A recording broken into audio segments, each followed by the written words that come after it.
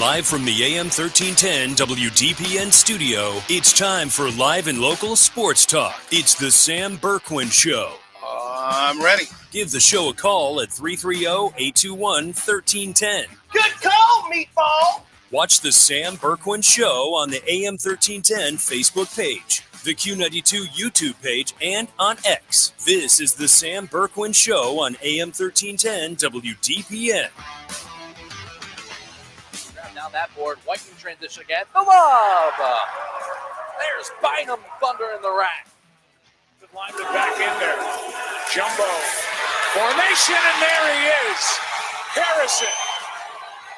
What a start to this night for Marvin Harrison Jr. And the first touchdown of the evening belongs to Arizona. Now from the 5. Prescott, end zone. Flournoy, touchdown. Their first of the night. In space. Takes him off the dribble. Spins it away. Closes it and scores.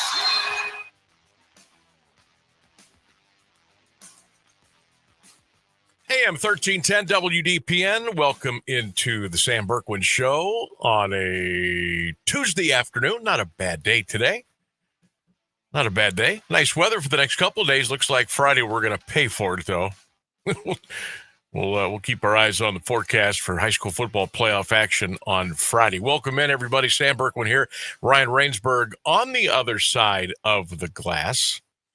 NFL trade deadline, 4 p.m. this afternoon. 4 p.m. this afternoon. And there's been some action. There's been some action today. Now, I'm going to try to compile most of this so we can somehow make it make sense, because it seems like the last 45 minutes to an hour, the teams are really, they're either going all in, or as in the New York Jets case, they're going all out.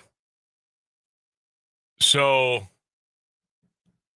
God, I almost feel like telling you to bet on the Browns on Sunday, because I don't think the Jets are going to have enough NFL players to play.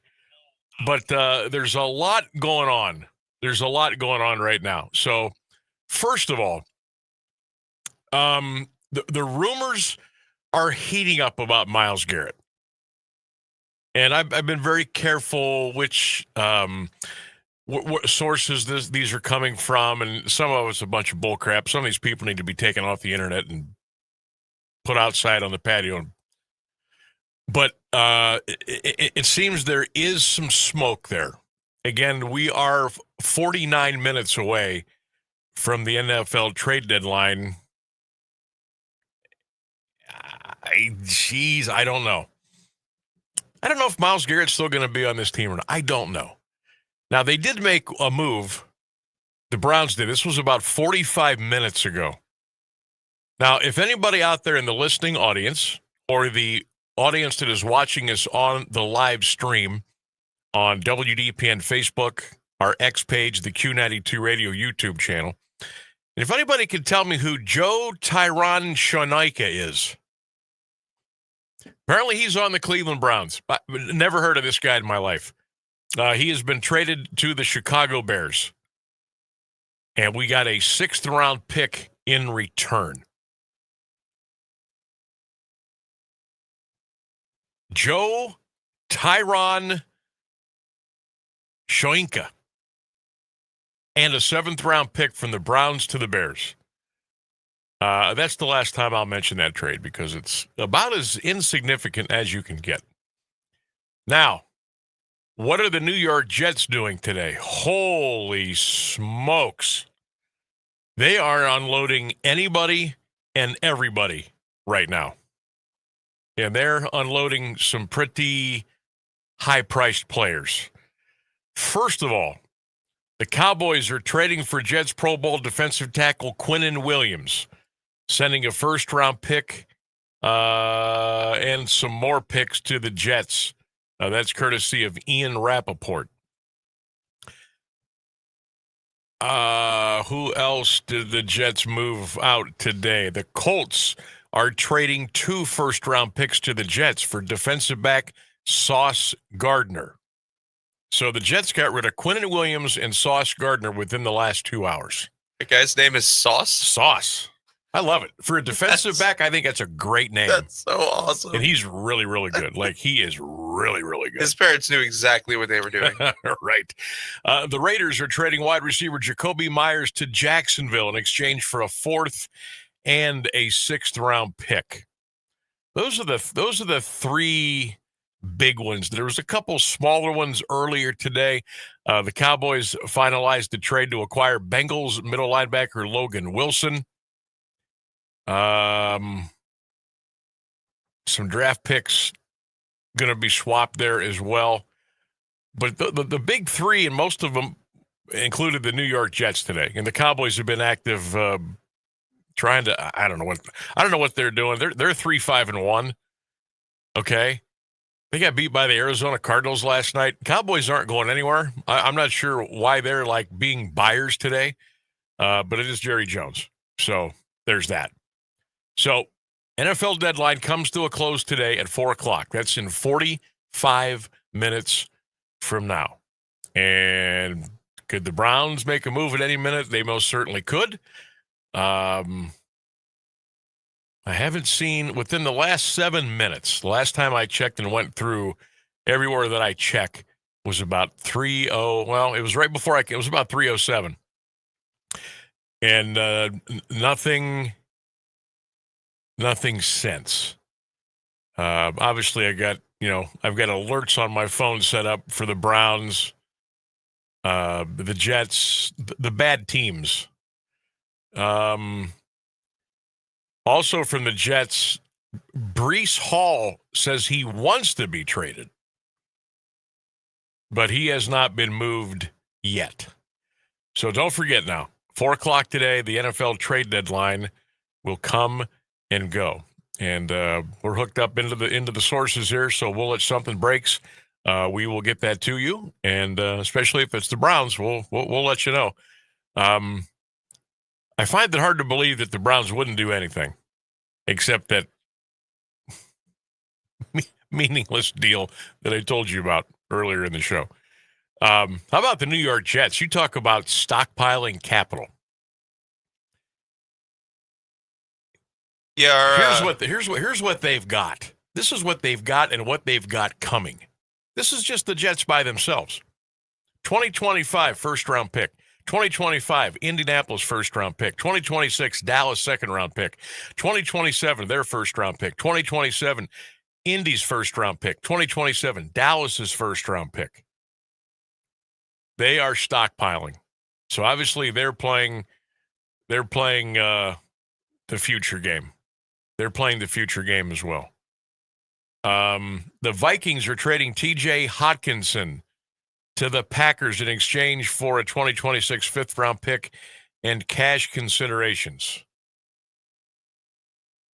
Let me see. This is courtesy of NFC North News. Okay, well, that's a weird move. The Vikings trading T.J. Hockenson to the Packers. You don't see many of those in the division, trades like that. Well, unless you're the Browns and Bengals. But I digress. So that's what's going on there. Let me scroll here real quick one more time through Shefty and Rappaport, NFL breaking news. Nothing since we have come on the air. So, again, 4 o'clock today, we'll know pretty much who is still going to be on the Browns and maybe who will have made an exit. What's the social media universe have to say out there? Mr. Rainsberg. Yeah, I was just letting you know that Christian chimed in to say exactly what you were saying about the New York Jets and their future planning. So you took the words right out of my mouth. They're, Jets are going all in to lose. I mean, the Jets have got their mindset on going 1-16, and nobody's going to get in their way and stop them. You know what I need to do right now? And I should have done this right after the Sauce Gardner trade. Let me see here. Oh, so today is a Tuesday, so Wednesday, Thursday, Friday, Saturday, Sunday.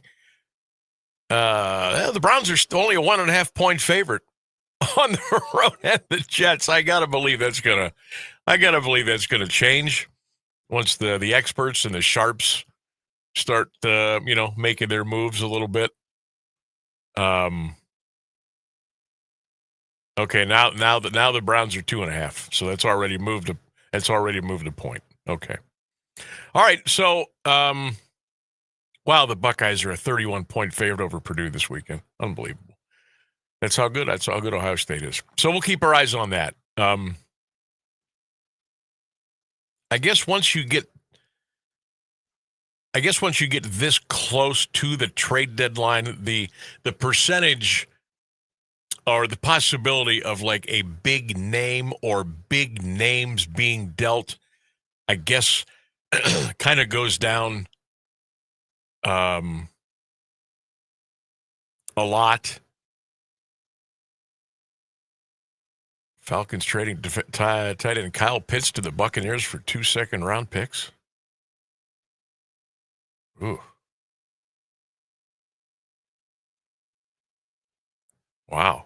Falcons giving up? Wow.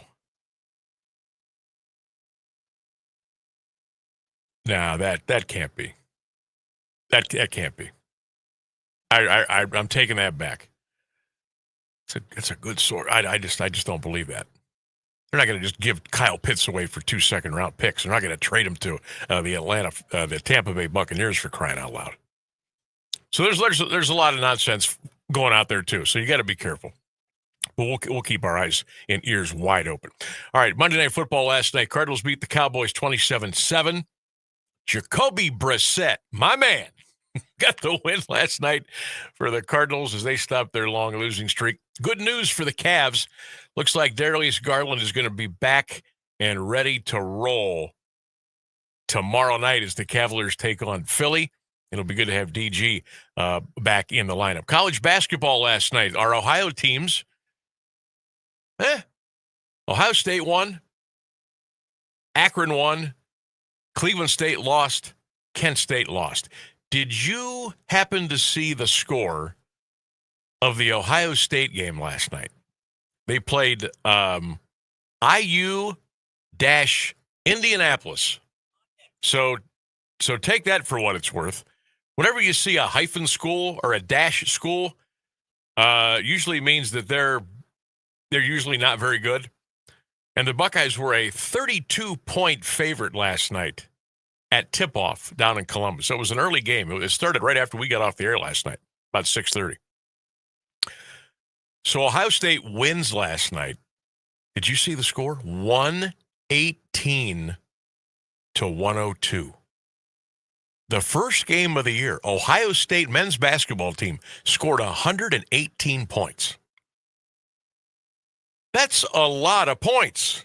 Yeah, those are NBA scores right there. Especially for Ohio State, who has not been very good the last several years. I said, okay, now I've got to look at this stat book and see what's going on here.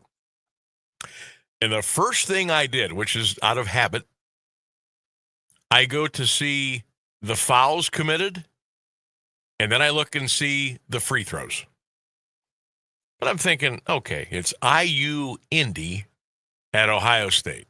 Okay, Buckeyes probably don't need any help here with the officiating and getting to the free throw line and stuff like that. You know, when you're a 32-point favorite, you should win comfortably.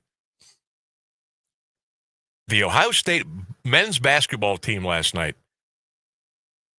shot 53 free throws. 53 foul shots last night. They hit 42 of 53 at the free throw line. How do you shoot 53 free throws in an opening game? Well, they did. Bucks were 34 of 54 from the floor, 8 for 22 behind the three-point line. On the other side of the coin, IU-Indy shot 14 of 24 at the free throw line. So Ohio State shot they shot 33 more free throws than the team last night that they played. Ohio State wins 118-102. The Zips beat James Madison last night. CSU lost to Loyola, and Kent State lost to Troy in the MAC Sunbelt Challenge last night. That game was up at the MAC Center up at Kent. So a pretty decent night for the Ohio teams as far as college basketball is concerned. Last night was the first big full night of college basketball. Man, I got to tell you, I'm not going to spend too much time on college hoops because it's way too early. But I got to tell you, there was a doubleheader last night on TNT. Arizona, Florida was the first game. This was a doubleheader at T-Mobile Arena out in Vegas. Arizona, Florida. Arizona was really good. And I watched the nightcap last night. BYU, you see this BYU team? Whew, are they loaded? It's NIL, baby. That's how they got these kids. But they beat a really good Villanova team last night. And I must say this before we go to break. TNT. Folks, I'm starting to think nobody does sports as well as TNT. As far as basketball is concerned, nobody holds a candle. Not ESPN, not the main Fox, not nobody. Last night's TNT doubleheader with those two games out in Vegas, and I tweeted it out last night about 11:30. I said, this is November. TNT's college basketball coverage, it makes me feel like I'm watching March Madness. It sounded great. It looked great. It was produced great. It was phenomenal. Just phenomenal. Shout out to TNT and their crew last night for college basketball. Looking forward to a lot more of that this year. All right, we will come back. We got the Sam Bourquin Show poll question of the day. We've got On This Day in History. We'll tell you where we will be for the high school football playoffs this weekend. And we'll keep our eyes on the NFL trade deadline countdown clock, which will stop at 4 o'clock today. All that and more coming up here on the Sam Bourquin Show. AM 1310 WDPN. Is your foot or ankle pain slowing you down? At Alliance and Salem Foot and Ankle Clinics, we believe every step should feel good. From heel pain and ingrown toenails to diabetic foot care and custom orthotics, our expert podiatrist is here to keep you moving comfortably. Located right here in Alliance and also a clinic in Salem, we believe in treating every patient like family. Take the first step toward your foot care. Call 330-821-6438 or visit alliancefootanankle.com to schedule your appointment today. Fall is here at DeHaas Flowers, Greenhouse, and Landscaping. Fall is a great time to plant perennial trees and shrubs. On sale now at DeHaas and Alliance. That's right. Don't wait. Get there now for the best selection. Plant now for a beautiful spring bloom. Get those fall annuals planted. DeHaas has an excellent selection of plants to create that spectacular color in all your flower beds all spring and summer long. Check out the discounts in the gift shop too and get great ideas for fall decorating. The store is filled with lots of fall inspiration. Get to DeHaas Flowers, Greenhouse, and Landscaping at the corner of Beach and Beechwood, just a mile south of Route 62 in Alliance. Fall starts at DeHaas. How's Tommy doing now? Much better. You said it was asthma? Yeah, he started with this cough and then he was wheezing. That's terrifying. Doctor said hidden triggers can make it worse. Things like dust, mold, and even pests. Pests? Yeah, droppings and allergens from cockroaches and rodents can seriously impact children with asthma or allergies. I had no idea. We're making sure our home stays pest-free. Don't let pests put your family's health at risk. Visit pestworld.org to learn more. A public service message from the National Pest Management Association.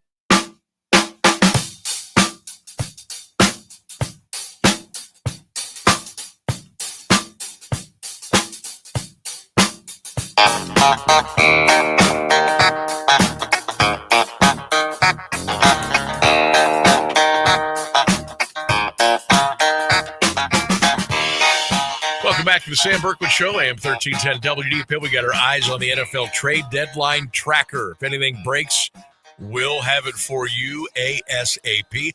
Welcome back to the show, everybody. Text line is open. Don't forget, 330-924-7088. 330-924-7088. Don't forget, you can also watch and listen to the show live stream on our 1310 WDPN Facebook page, our X page, and, of course, the Q92 Radio YouTube channel. And make sure you drop your comments there and make sure you hit that subscribe button as well. We will be with you until 6 o'clock tonight following the NFL trade deadline. Darius Garland back with the Cavs tomorrow. College hoops, a grand return last night all over the country. High school football playoffs fired up again this Friday. We'll tell you who's playing who and where we'll be. That's all coming up here between now and 6 o'clock. Also, the latest news and weather at the top and bottom of the hour. So we've got you covered. Also, the Three Stooges Film Fest is coming to the Canton Palace Theater this Friday.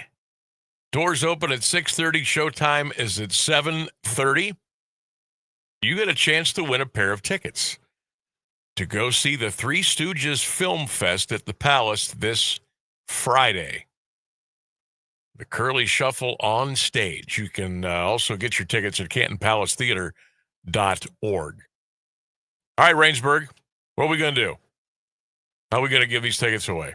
Oh, we're going to have people either text in the word Stooge or comment on our Facebook page, which is this video's Facebook. That's right. So you can do that right now. If you're watching on Facebook, just comment Stooge. Yeah, just type in the word Stooge. You're entered to win. Or you can text the word Stooge to 330-924-7088. That will get you in the hopper, and we will select a winner at random. Again, comment on Facebook, or you can text Stooge to 330-924-7088, and you'll get a chance to win a pair of tickets to the Three Stooges Film Fest at the Canton Palace Theater this Friday at 7:30 p.m. You ever gone to any of those? Oh, I'm a bit too young for the Stooges. Oh, that's true. Well, it's really, you've never watched it on TV? No, I've never. The old reruns in black and white. No, I've never seen the Three Stooges. I think you would get a kick out of them. That's what I've heard. I think that would be right up your alley. I really believe this. You need to check it out. I don't know where you can find those nowadays. I'm sure YouTube would have something. You could probably watch that for free almost anywhere on the internet. I'm thinking, yeah. I think that might actually be outside the realm of copyright at this point. I did go. I have been once. I have been to this Palace Theater once for a Three Stooges Film Fest. I was actually co-emceeing that night. What a hoot. What a hoot that was at the Canton Palace Theater. Master of Ceremonies for the Stooges Film Fest. Oh, my God. I know I've got 5 or 6 stories there somewhere, and someday I will tell you all about them. Oh, let's take a break. News and weather coming up, and we'll get back into it here on AM 1310 WDPN. Don't go away. Here's the latest news on AM 1310 WDPN. Good afternoon. It's 3:30. New York City voters head to the polls today to choose their next mayor. Democrat Zoran Mamdani is polling an average more than 14 points ahead of former New York Governor Andrew Cuomo. He's running as an independent. Turnout projected to reach nearly 2 million votes, potentially outpacing any New York City mayoral election since 1969. Mamdani, a socialist and Queens state assemblyman, polls higher with younger voters, pledging universal child care, free bus rides, and a rent freeze on rent-stabilized apartments, roughly 44% of New York City rentals. If elected, the 34-year-old would be the city's first Muslim leader and tied for its second youngest mayor. This week's survey from The Economist YouGov revealed a majority disapprove of the way Senate Minority Leader Chuck Schumer is handling his job. 52% said they disapprove, while 23% approve. 64% and 54%, respectively, Republicans and independents disapprove of the way Schumer is running things, while only 43% of Democrats approve. Another 22% remain unsure. 35% disapprove. Among all the congressional leaders, Schumer has the highest disapproval rating. Democrats, led by Schumer in the Senate, continue to refuse to reopen the government. Speaker Johnson says Schumer is doing this out of fear of the far-left Marxist wing of the Democrat Party. The Department of Agriculture has launched a probe into food stamp fraud and is cracking down on states that allow unauthorized immigrants to access the program. Republican House lawmaker drafting legislation to bar any non-citizen from SNAP and other social welfare benefits. Democrats have resisted new restrictions on who gets the benefits. Nearly 1.2 million households that receive SNAP benefits include either an unauthorized immigrant or non-citizen green card holder. More than 42 million people rely on SNAP, more than double the number in 2000. Price tag swelled more than 25% under the Biden administration. Many of those collecting money are unauthorized immigrants who tap into the funds on behalf of their U.S.-born children, while others are eligible under the asylum program that exploded under Biden. An internal memo found the BBC materially misled its audience by presenting a so-called doctored version of President Trump's speech on January 6th.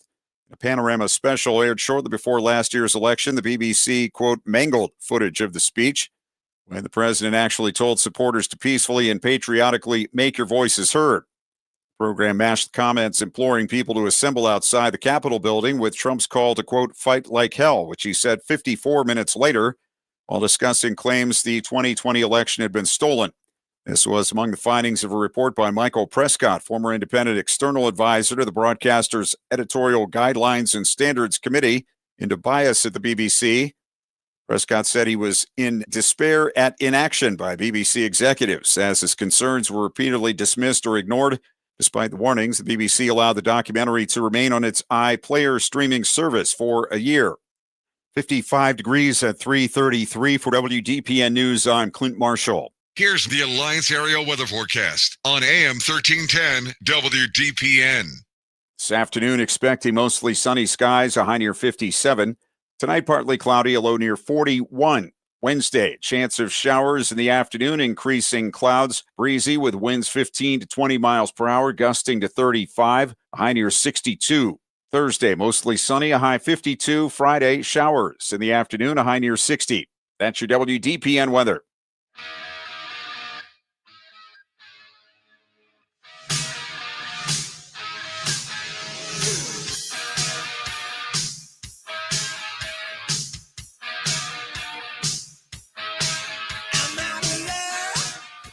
Welcome back to the Sam Bourquin Show, AM 1310 WDPN. Text line open 330-924-7088. 330-924-7088. College football playoff rankings come out tonight, the first one. We'll see how that looks. Got to imagine Ohio State will be number one there, right? That shouldn't be any discussion. I'm guessing it's going to be one. You know what? After Ohio State, Indiana, I wouldn't. I don't know. I don't know how that's going to look. But that'll be released tonight. What about 7:30? So that'll be something we can look forward to. A lot of college hoops going on tonight. NBA tonight. Cavs will play tomorrow, and Darius Garland is back. He will play against the 76ers tomorrow night as the Cavs take on Philly. All right, the Sam Bourquin Show poll question of the day. I feel bad I didn't get this out before our 3:30 break, but we had a lot of stuff going on, so we're just a little bit behind here. Getting great response, though. Here we go. Here's your poll question of the day. Text your answers in, 330-924-708. Leave your comments on my Facebook page and, of course, the Q92 Radio YouTube channel. Since the 1980s, what has fallen off the most? Music, sports, or movies? Since the 80s, which has fallen off the most? Music, sports, or movies? Get those comments in. You can drop them on my Facebook pages. Text them, 330-924-7088. Q92 Radio YouTube channel.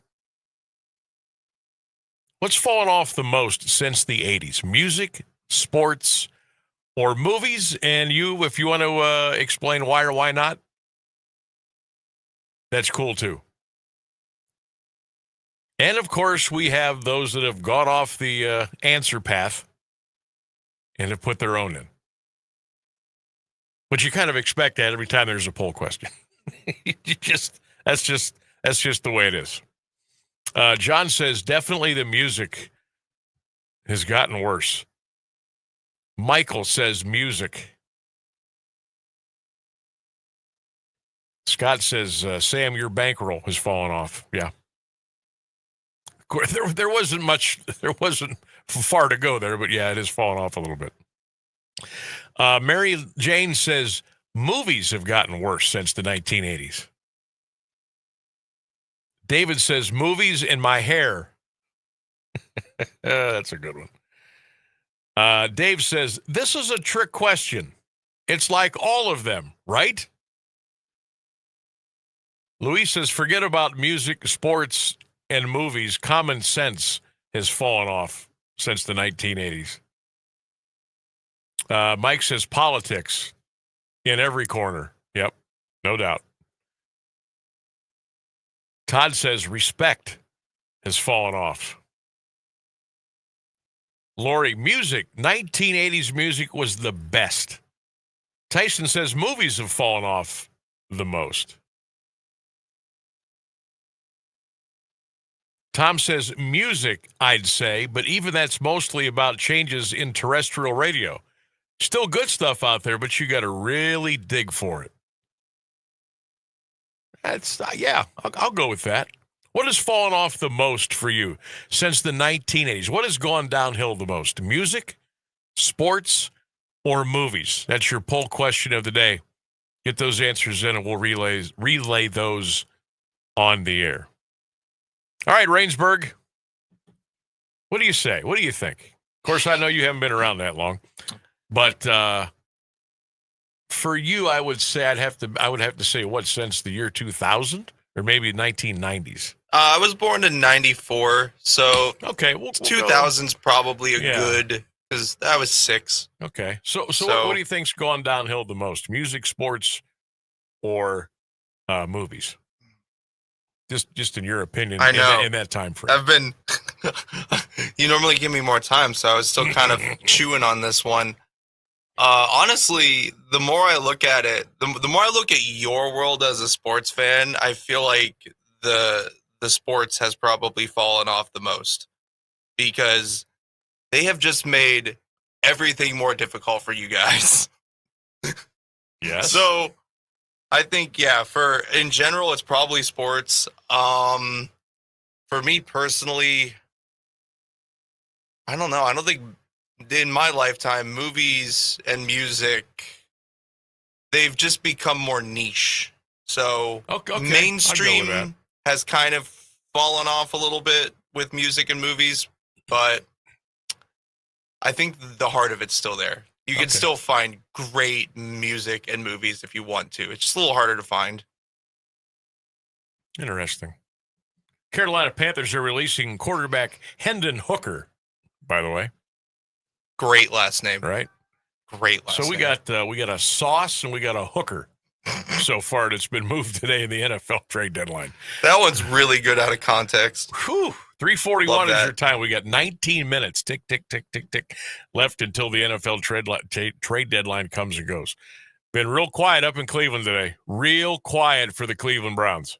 They're saving up all the mistakes to make them all at once right at the end, like an eBay bid. At this point, I mean, I don't think they're going to do anything. You would hope, right? I mean, I got to tell you, man, I had high hopes when I left here last night that the Browns were going to make a lot of trades and just shed payroll, get as many picks as they could. And if you got rid of some popular players, then so be it. So be it. But they haven't done anything. They really haven't done anything. Well, if their move really is to future-proof and have a Super Bowl-ready team in the next 3-4 years, that would be what you would want to do in this situation. Right. But, I mean, my God, the Jets are pretty much pillaging their entire team. Yeah, that's what the Jets are doing. They're doing it right. This is how you have to, if you're going to, and I thought we were under some kind of a teardown. I thought that was the plan. But then they screwed that up by signing Myles Garrett to that long contract when they should have traded him. And they haven't made any moves here before the trade deadline. Again, so I'm not sure what we're doing here. Michael on YouTube says the Browns and Myles Garrett belong together.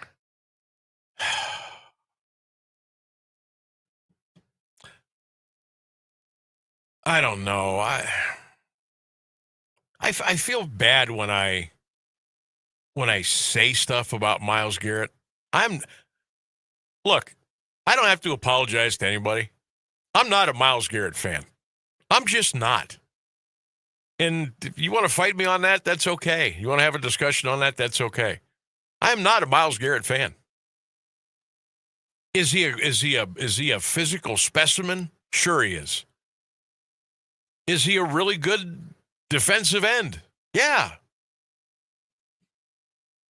But in the context of everything since he's been drafted out of Texas A&M, and I look at our record and I look at the defense when the chips were on the table on 3rd and 4th downs, his laissez-faire attitude some games where he just doesn't show up, the requesting a trade, the Halloween graveyard, the dressing up in I'm just not a Myles fan. I'm sorry. And I know a lot of you probably want to whack me in the back of the head.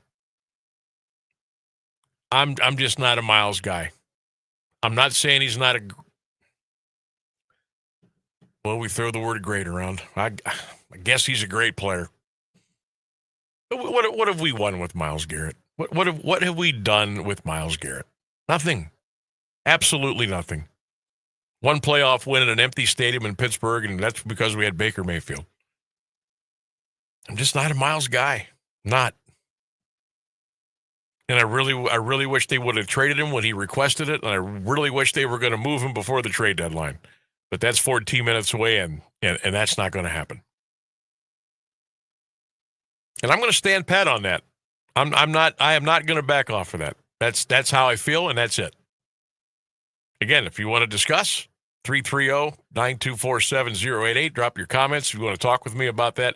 Click the link that says Talk with Sam if you're watching on any of our live streams right now on YouTube, Facebook, or X, and we can have a civil conversation about that. But if Sam has fired you up, we cannot put swear words on the air, so I will have to cut you off if you are screaming. Oh, you can scream, just don't swear. I love when people call in and scream, but don't swear. All right, good. Sam sets the rules. That's right. Screw the FCC. I make the rules here. Well. I can't get over the New York Jets. One, they've got 2 first-round draft picks next year, 2 second-round draft picks next year, 3 first-round draft picks, 3 of them in 2027.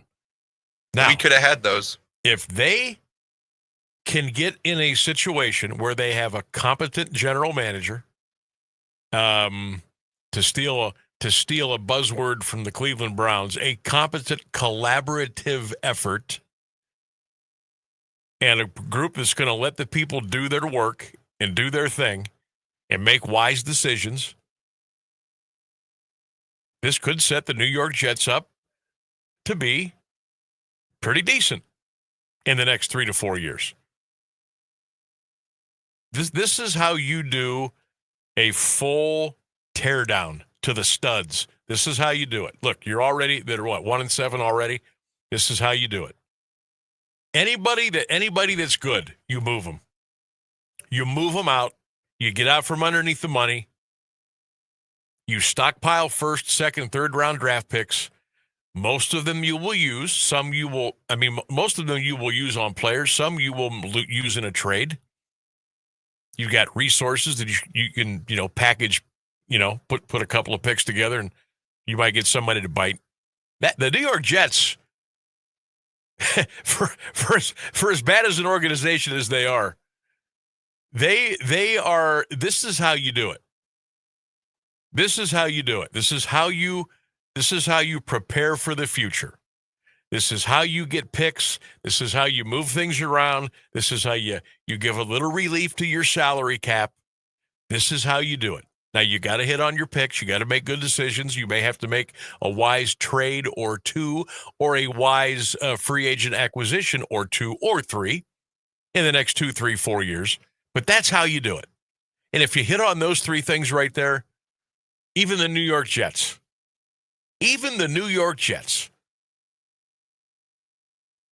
can turn things around. And I think the Browns have kind of missed the boat here a little bit on how to completely do a rehaul. It's like they get to a point, and then I think the embarrassment gets to them, and then they do an about face and they do something stupid. It's like they can't stand being talked about as the worst this, the worst run this, the worst that. They can only take it so far. And then they go crazy and they make a move to save face. It's like they put a little patch on something. They put a little Band-Aid over it. Oh, my God, you hear what they're saying about us? We got to do something. You know, we've come this far. We've come this far. We've lost 6 games. Our quarterback room is in flux. We've had injuries. We've traded guys away. We've let people go. We've come this far. And then all of a sudden, something tips them the other way. And they revert back to, okay, well, maybe we can do this, this, and this, and maybe we can win 4 or 5 games. Maybe that'll make the fans happy. Maybe that'll get somebody off our back. Maybe we will no longer be looked at as the laughingstock of the NFL. No, you got to take your medicine. You got to take your medicine and just go with it. In the Browns, they get to the point where they're about 75, 80% where they need to get for a rebuild or redo. And then they screw it up. They screw everything up. You got to do what the Jets did, man. That's what you need to do. Move your top-priced best players, and if they're fan favorites, then so be it. The fans know what's up. They know it's a business. They know. Everybody will get over it. Fans will get over it. If you'd have traded Myles Garrett when he was walking around squawking during Super Bowl week, we'd have been over it. I'd have been over it. Even the most ardent orange and brown colored glasses wearing Browns fan would have been over it by now. Yeah, Myles is gone. Look at us. We stink anyway. We picked up 2, 3 good draft picks. Let's go. You can't worry about what everybody else is saying. And the Browns are one of those organizations. It's like they got rabbit ears. They hear every little thing that might go against them.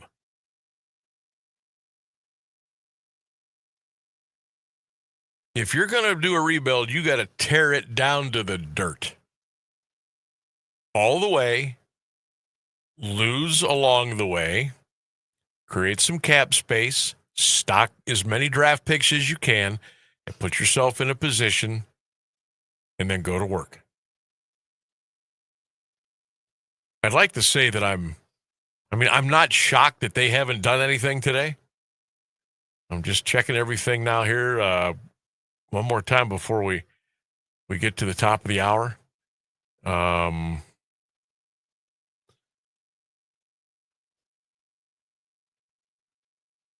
Packers have acquired about the availability of Browns tight end David Njoku.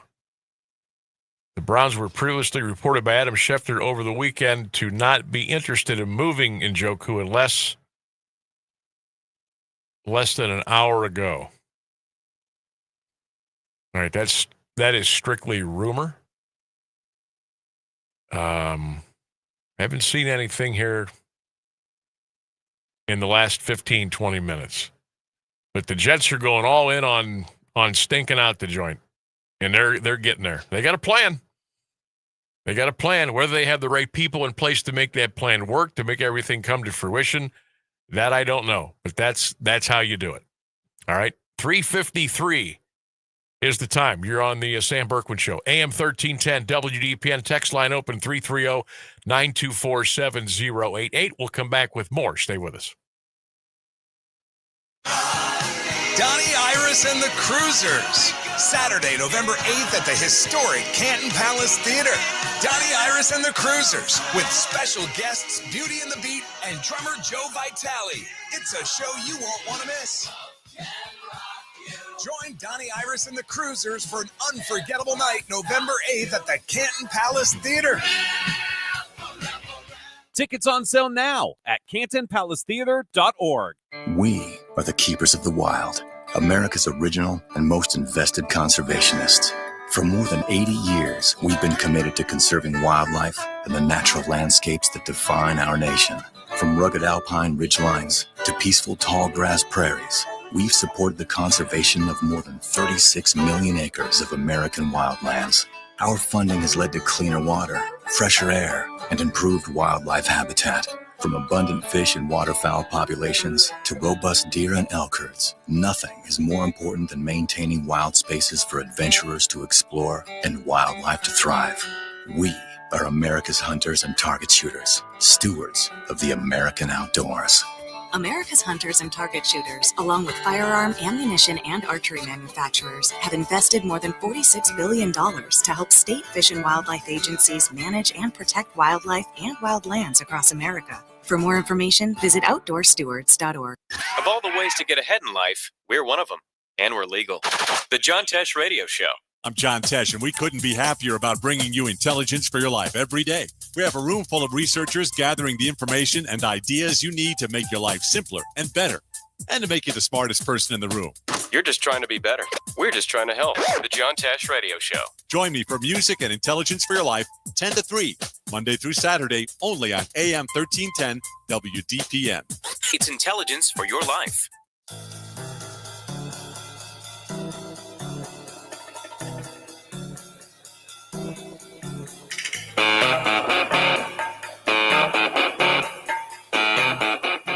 Let's see here. 5 minutes until the NFL trade deadline comes to a close. Welcome back to the Sam Bourquin Show, AM 1310 WDPN. I'll tell you, I don't think. Let's see here. No.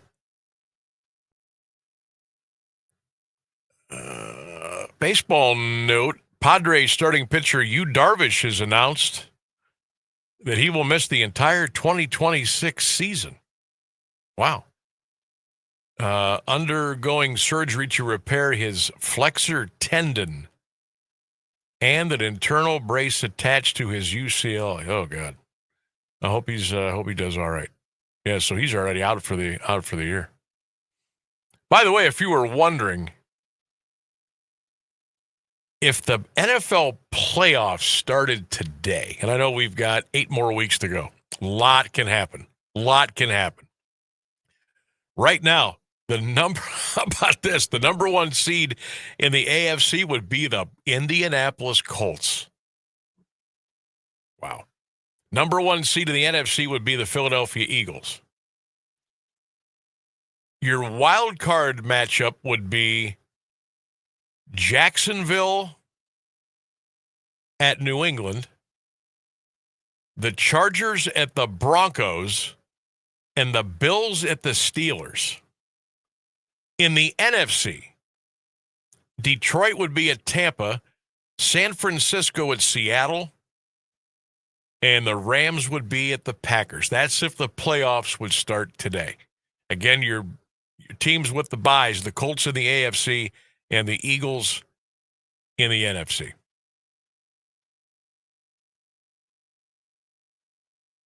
Interesting.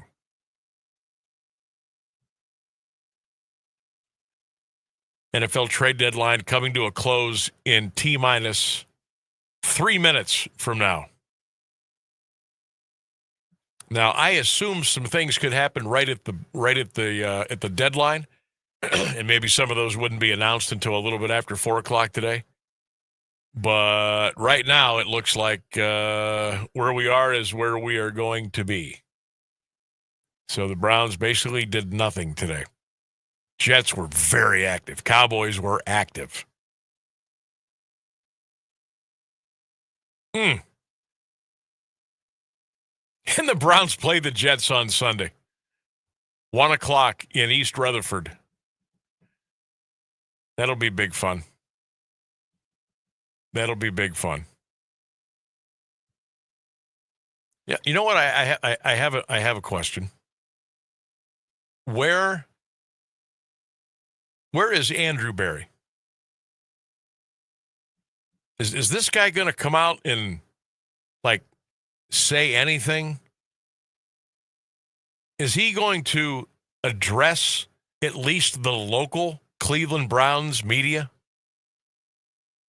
Let people know what the hell's going on. Let the fans know what's going on. This guy's just done a Houdini. And we haven't heard or seen anything. Nothing over the bye week? I mean, I don't see any reason now why he would just hold some kind of a press conference now. They usually do that stuff during the bye week. Just, maybe I'm making a bigger thing out of it, but just another little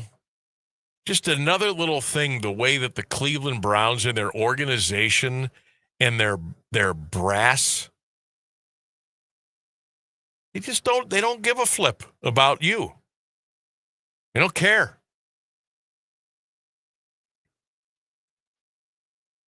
No communication, no, hey, here's the status of what we're, you know what? Come out and lie for 45 minutes. But no, nothing. No press conference, no get together with the media, no state of the team, no state of the year at the bye week. Send poor Kevin Stefanski out there in front of the microphone to take the hit every single time. Shame on you, Andrew Berry. Shame on you, Haslams. Shame on you, Paul DePodesta. Shame. I'm not putting the shame on Stefanski. I won't do it. I'm not going to do it. Guy's got his hands tied so tight he probably can't tie his shoes. That's a shame. 2-time coach of the year. You think this guy just got dumb all of a sudden? Forgot how to call plays, didn't know how to use personnel, didn't try to win. You think that's just all, he just forgot, woke up one day? Nah, man. That's a bad organization. Shame on him. News and weather coming up next, 1310 WDPN. An important part of the Alliance community since 1953. You're listening to AM 1310 WDPN Alliance. ABC News, I'm Michelle Franzen. The Senate failing to pass a measure to reopen the government again today. The shutdown now at 35 days, tied for the record for the longest in U.S. history, both occurring during President Trump's first and second terms. The White House, though, blaming Democrats for dragging out the shutdown when asked about the ongoing case to fully fund SNAP food assistance programs. Press Secretary Caroline Leavitt. The president does not want to have to continue to dip into a contingency fund that doesn't even have enough money, by the way, to fund the full program. Americans who are facing challenges in the economy with food assistance, inflation, or being laid off are voting in local and state elections today. It includes key races for governor in New Jersey and Virginia. The FDA says Dreyer's Grand Ice Cream Company is recalling its Häagen-Dazs dark chocolate mini bars sold in 30 states due to concerns that the product may contain undeclared wheat, which could pose a hazard for those with wheat allergies. This is ABC News. This is the story of the one. As a maintenance supervisor at a manufacturing facility, he knows keeping the line up and running is a top priority. That's why he chooses Grainger. Because when a drive belt gets damaged, Grainger makes it easy to find the exact specs for the replacement product he needs. And next day delivery helps ensure he'll have everything in place and running like clockwork. Call 1-800-GRAINGER, click Grainger.com, or just stop by. Grainger, for the ones who get it done. Offer not valid in all states or where prohibited by law. Loans are subject to lender approval. See website for details. Honey, the credit card bill came, and we're maxed out. Maxed out cards, rent is due. We just need some extra cash to help us get by. Maybe we should go to 27cash.com. With our bad credit, 27cash.com is one of the largest personal loan networks. They can help people with any type of credit get up to $5,000, and cash can hit our bank account as soon as tomorrow. When you need extra cash, go to 27cash.com. That's 27cash.com. 27cash.com. Here's the latest Alliance area news on AM 1310 WDPN. Good afternoon. It's 4:02. Canton police have made an arrest in a deadly Monday morning shooting. Officers were called around 10:30 to an apartment complex in the 3900 block of Tuscarawas Street West. 21-year-old Darrell Bryant of Jackson Township was found with gunshot wounds and later died at Altman Hospital. Police say 19-year-old Davion Newman turned himself in this morning. Newman is charged with murder, assault, and tampering with evidence. Police have not released details about a possible motive. Alliance police arrested a suspect accused of robbing a bank Monday morning. Officers took 42-year-old Joanne Mason of Alliance into custody about an hour after the holdup at the Huntington Bank on West State Street. Police say around 9:20, a man entered the bank, demanded money from a teller, and implied he had a gun. Investigators say Mason then fled with cash, changed clothes, and was arrested near the bank. He's charged with aggravated robbery as the investigation continues. Alliance police raided a suspected illegal after-hours bar early Saturday. Officers and the special response team executed a search warrant around 1 a.m. at 40 North Park Avenue after multiple complaints about the location. Police say about 50 people were removed from the building and a large amount of alcohol and 12 firearms were seized. 4 people were arrested on charges including drug possession, outstanding warrants, and illegal liquor sales. Building, a former diner, was found to be in unsafe condition and operating off gas generators.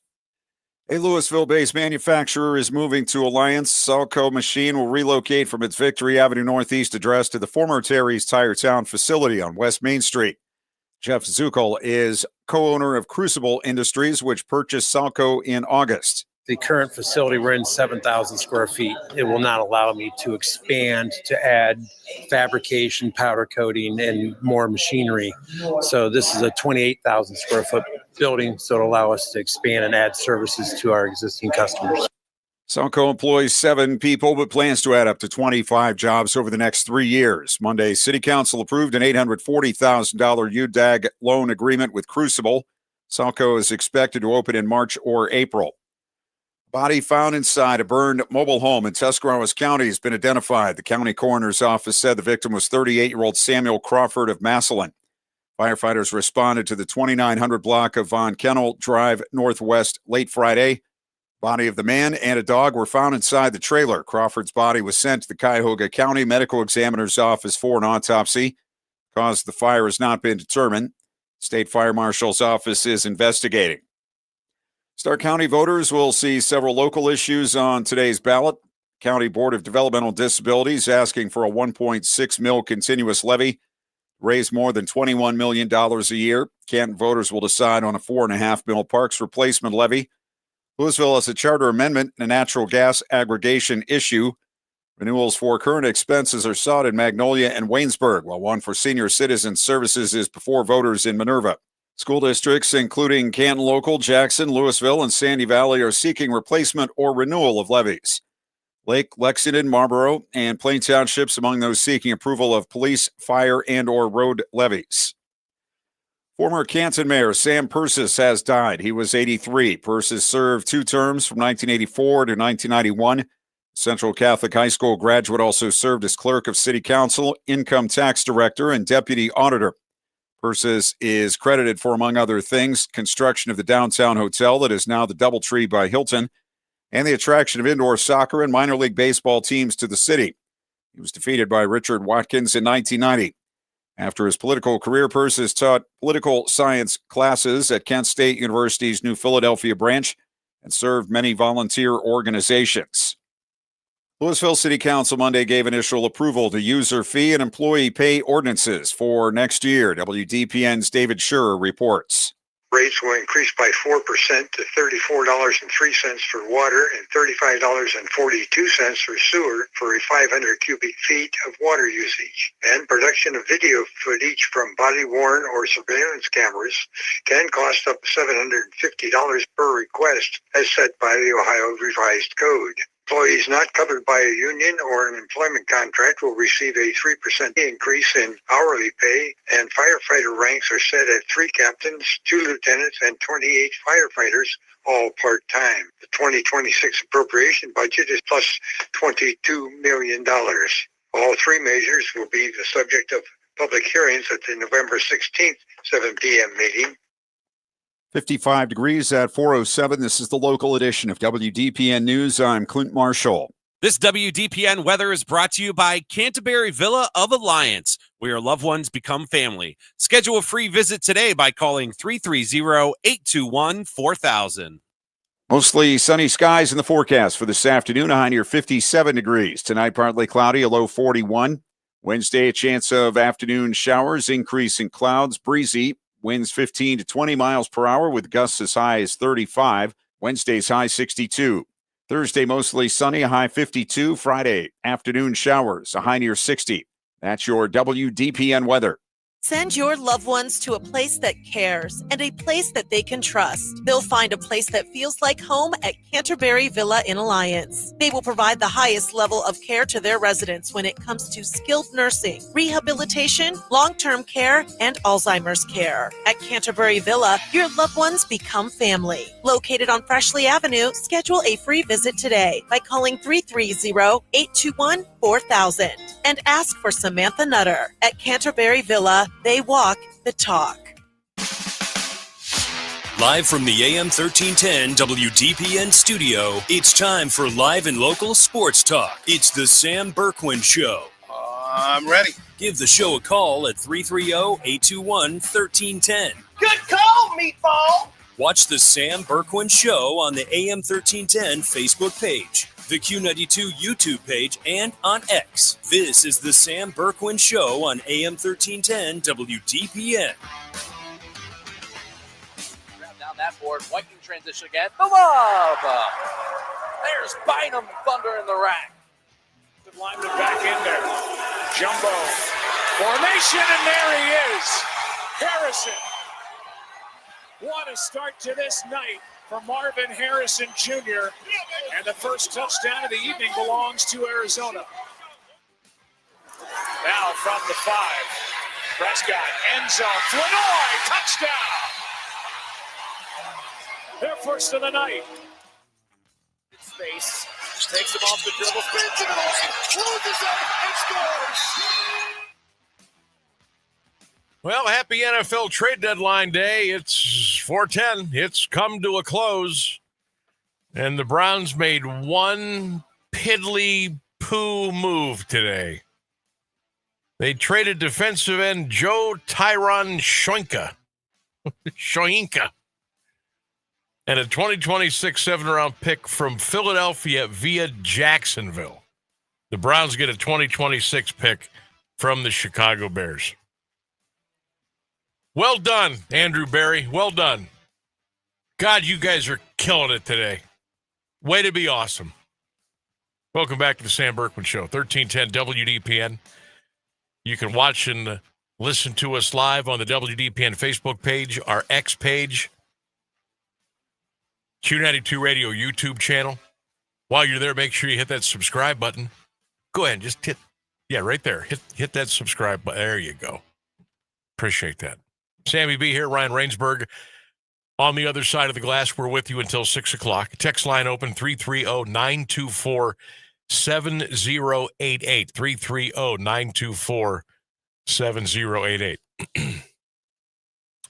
330-924-7088. Trade deadline is come and gone. I did one little quick sweep before we came back here at 10 after. And it looks like that's it. I mean, a couple of minor moves. Saints traded a former first round pick Trevor Penning to the Chargers. That's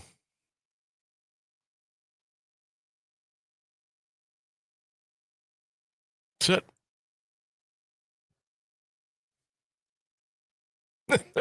The Browns were rumored to be buyers at the NFL trade deadline. Andrew Berry thought that meant buying a 6th-round draft pick, apparently. That's funny. So that's where we're at. Jets made all the moves today, man. They got better. They got out from underneath some cash. They moved some pretty good players. They moved Quinnen Williams. They moved Sauce Gardner. They got some draft picks in return, and they're gonna make a run here. Not next year, not the year after, but after that, maybe they'll be a respectable franchise again. Coming up, we will let you know about the high school football playoff broadcast schedule coming up this weekend. We'll let you know where we're going to be. College hoops had a pretty good opening last night across the country. Buckeyes a winner, 118-102 over IU Indy. Ohio State shot 53 free throws last night, by the way. Zips won, Kent State lost, Cleveland State lost. Our Sam Bourquin Show poll question of the day, having some fun with this one. Since the 1980s, which has fallen off the most, in your opinion? Sports, movies, or music? What has fallen off the most, in your opinion? A lot of people going with music and movies, and some are just adding in their own answers, and that's okay, I guess. But what's fallen off the most for you since the 80s? Sports, music, or movies? Get those comments in, 330-924-7088, and you can drop your comments in the comment section on the Q92 radio YouTube channel. If I had to answer my own question,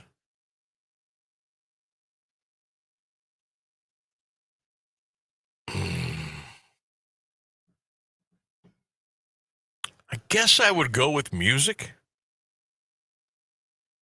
I mean, you always hear, oh, the 80s was the best. The 80s music was the greatest. It was this, that was that. I guess that's true.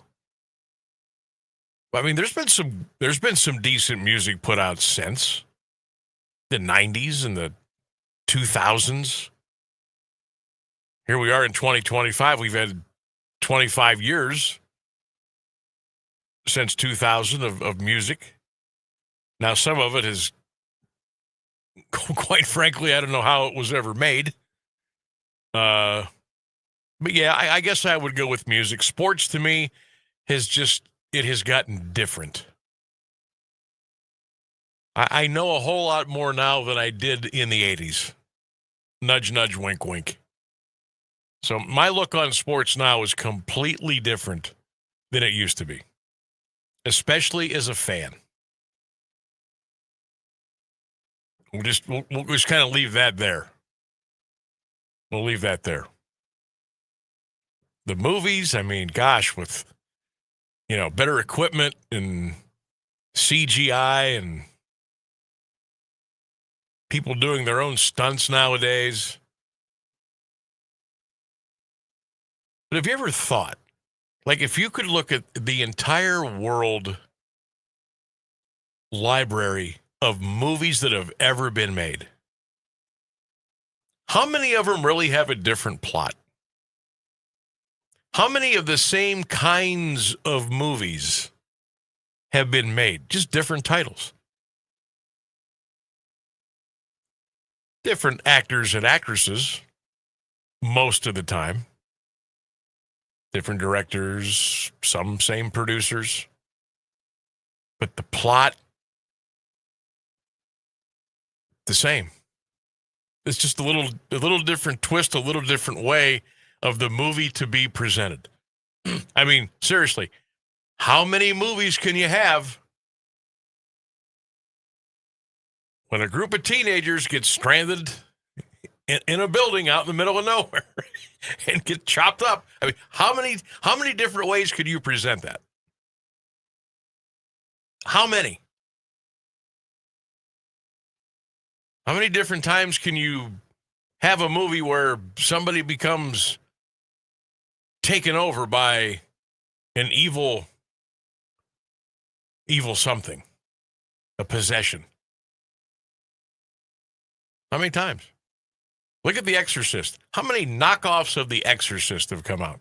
And I feel like horror movies are the perfect genre for that kind of slop to happen. Sure. It's like set up for that. Yeah, because like slasher movies at their heart are just dumb serial killer walking from A to B, killing people. It's the simplest form of a horror movie. It's like horror movies are like the Hallmark Christmas movies. Yeah, it's sometimes the same thing, almost. There are exceptions. I said almost. It's almost the same every single time. Horror movie, group of kids, killer, chopped up and slashed, killer allegedly dies, comes back to life the following year for a new movie. Hallmark Christmas movies.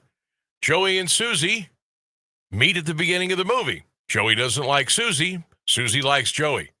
45 minutes, it's the other way around. Friends get involved. They get close. More friends get involved. They break up. And by the time the movie's ending and the snow is falling and everybody's in their red and green sweaters in the living room with the fireplace on, Susie and Johnny get together and get married. It's the same thing over and over again. It's just presented a little differently.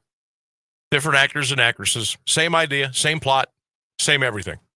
How many Hallmark movies how many have they pumped out over the last several decades? Gazillions. Gazillions. Geez, I wonder if Mark and Diane are going to get together at the end of this one. Not looking good. Mark's got to go back to his hometown and take over the herd of cattle. Diane's got to get to Hollywood and be a producer for B movies. I mean, come on now. Gosh, I hope they come together. I'm going to be devastated. He's a lowly cow farmer, and she's the only girl in town who's allergic to cows. Yeah, how are they going to fall in love? I mean, I sure hope they can pull it all together, and they can walk down the aisle as "We Wish You a Merry Christmas" plays in the background. I sure hope that can happen. Man alive. All right, the NFL Power Rankings are out. I always like to do this on Tuesday. We take the top 4 and the bottom 4. Well, because you know who's in the bottom. This week, starting at number 25, the Cincinnati Bengals. The defense historically awful. Bengals are the first team since the 66 Giants to score 38 or more points in consecutive games and lose them both. The tackling, I'm glad this was pointed out. This is off of the Yahoo Sports. I'm glad this was pointed out. The tackling effort on Colston Loveland's game-winning touchdown was alarming. Major changes need to be made. Did anybody go back and watch the end of that Bengals-Bears game on Sunday? Christian, I know you did if you're out there listening. And the Bengals are about to pull off the dramatic Hollywood scripted ending. And here come the Bears. Time is running out. Caleb Williams goes back to pass. He throws the ball over the middle to a wide open Colston Loveland. There are 6 Cincinnati Bengals defenders standing around like they're on the corner getting a dog with stadium mustard on it. All of a sudden they think, oh, hell, we need to tackle this guy. Did you watch the tackling effort by the Cincinnati Bengals? Yeah, that was a red flag. That was a red flag. I saw that live. I said, no, that just didn't happen. Who scripted that one out? They weren't even trying to tackle this guy. Seriously, they weren't trying to tackle him. Go watch the tape. Go back and watch it. YouTube it right now. Bengals Bears final minutes. You tell me the Bengals were actually trying to tackle Colston Loveland. And if I'm wrong, let me know that I'm wrong. Go on. Go look at it. They weren't trying to tackle him. Come on. Go check it out. 26 this week, the Cleveland Browns. Kevin Stefanski gave up play calling duties. Once a head coach known for his play calling does that, the next question becomes, what value does he have to the franchise? Stefanski is far from Cleveland's biggest problem, but that might not be a good sign. NFL Power Rankings courtesy of Yahoo Sports. Yeah, Kevin Stefanski's not the problem here. He's not. It's everybody else. It's everybody else above him. It's the problem. Kevin Stefanski didn't forget how to coach. If I had an NFL team right now, and I was the owner, I'd hire Kevin Stefanski today to be my head coach. I'd hire him right now. He's not stupid. He didn't forget how to coach.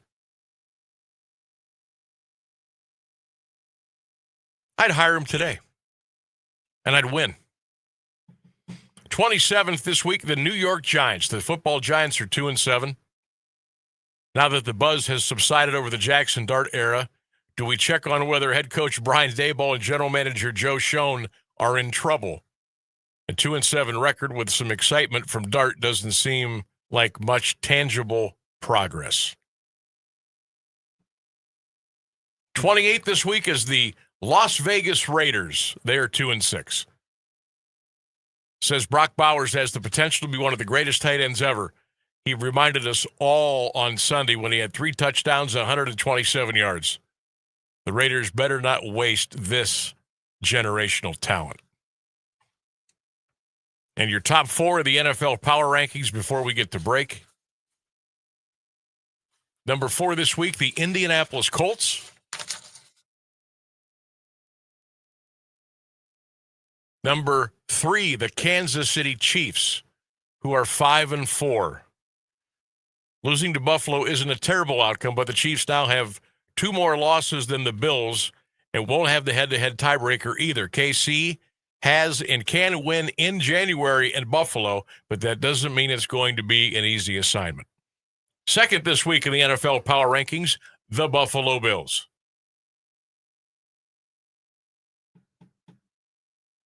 Number 1, the 6-2 Philadelphia Eagles. The Eagles haven't played their best game every week, but we know their best is really good.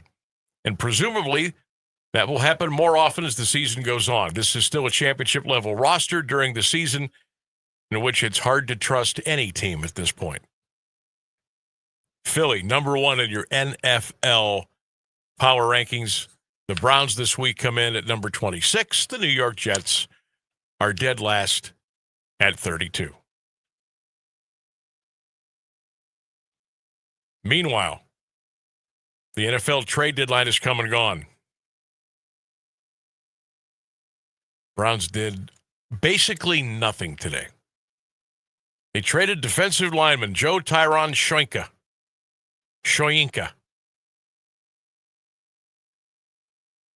That's it.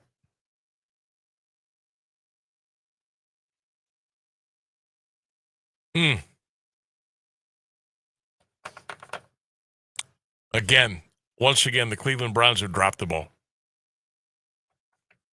They can't even screw up the right way. Browns-Jets Sunday at 1. Get your tickets. We'll take a break. We'll come back with more. Stay with us. 1310 WDPN.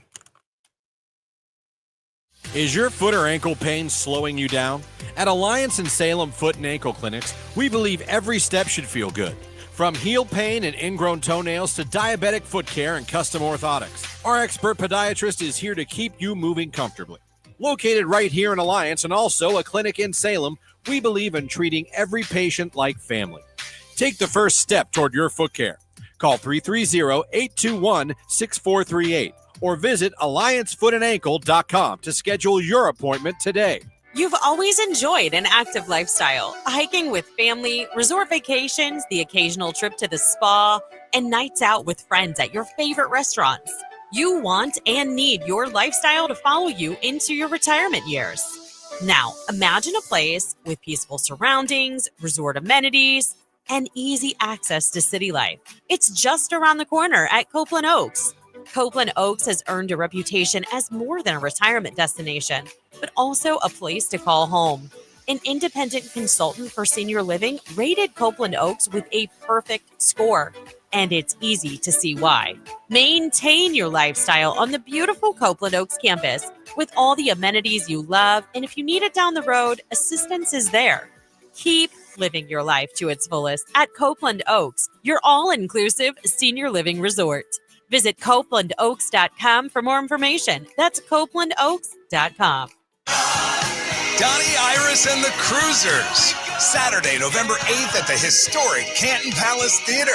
Donnie Iris and the Cruisers with special guests Beauty and the Beat and drummer Joe Vitale. It's a show you won't want to miss.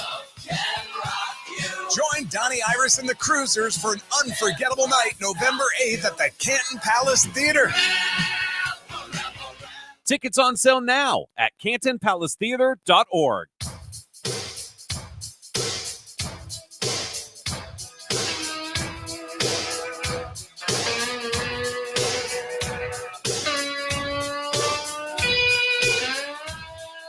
AM1310 WDPN.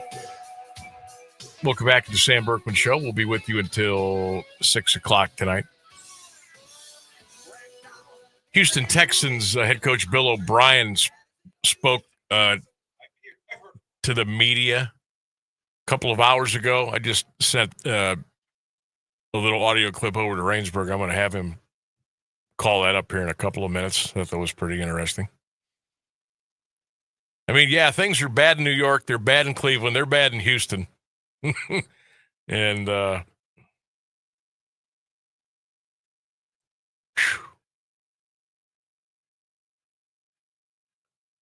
Bill O'Brien, remember now Bill O'Brien. Remember when he was at Penn State, kind of led them through the very rough patches they were going through with some of the stuff that was going on. And then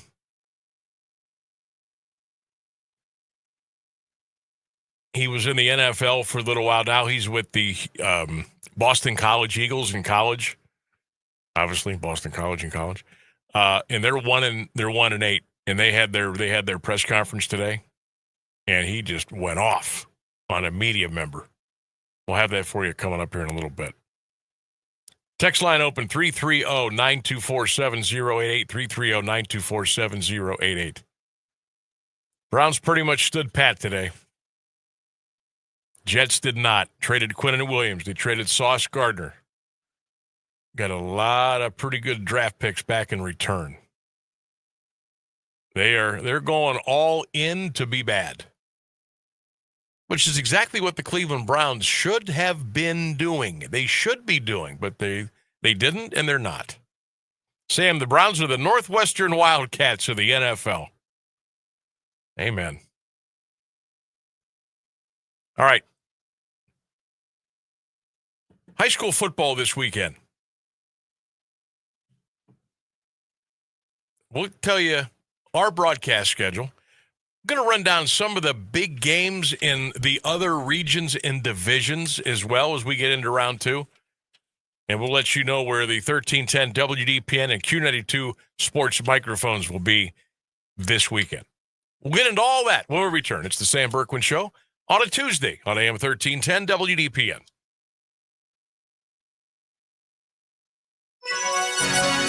Now, the latest area news on AM 1310 WDPN. Good afternoon. It's 4:30. Good afternoon. It's 12:30. Israel has returned the bodies of 45 Palestinians. According to the Red Cross, militants Monday returned the remains of 3 Israeli soldiers killed in a Hamas-led attack in October 2023. Since the truce began in October, Palestinians have released the remains of 20 hostages, with 8 still in Gaza. For each Israeli hostage returned, Israel has been releasing the remains of 15 Palestinians, totaling 270.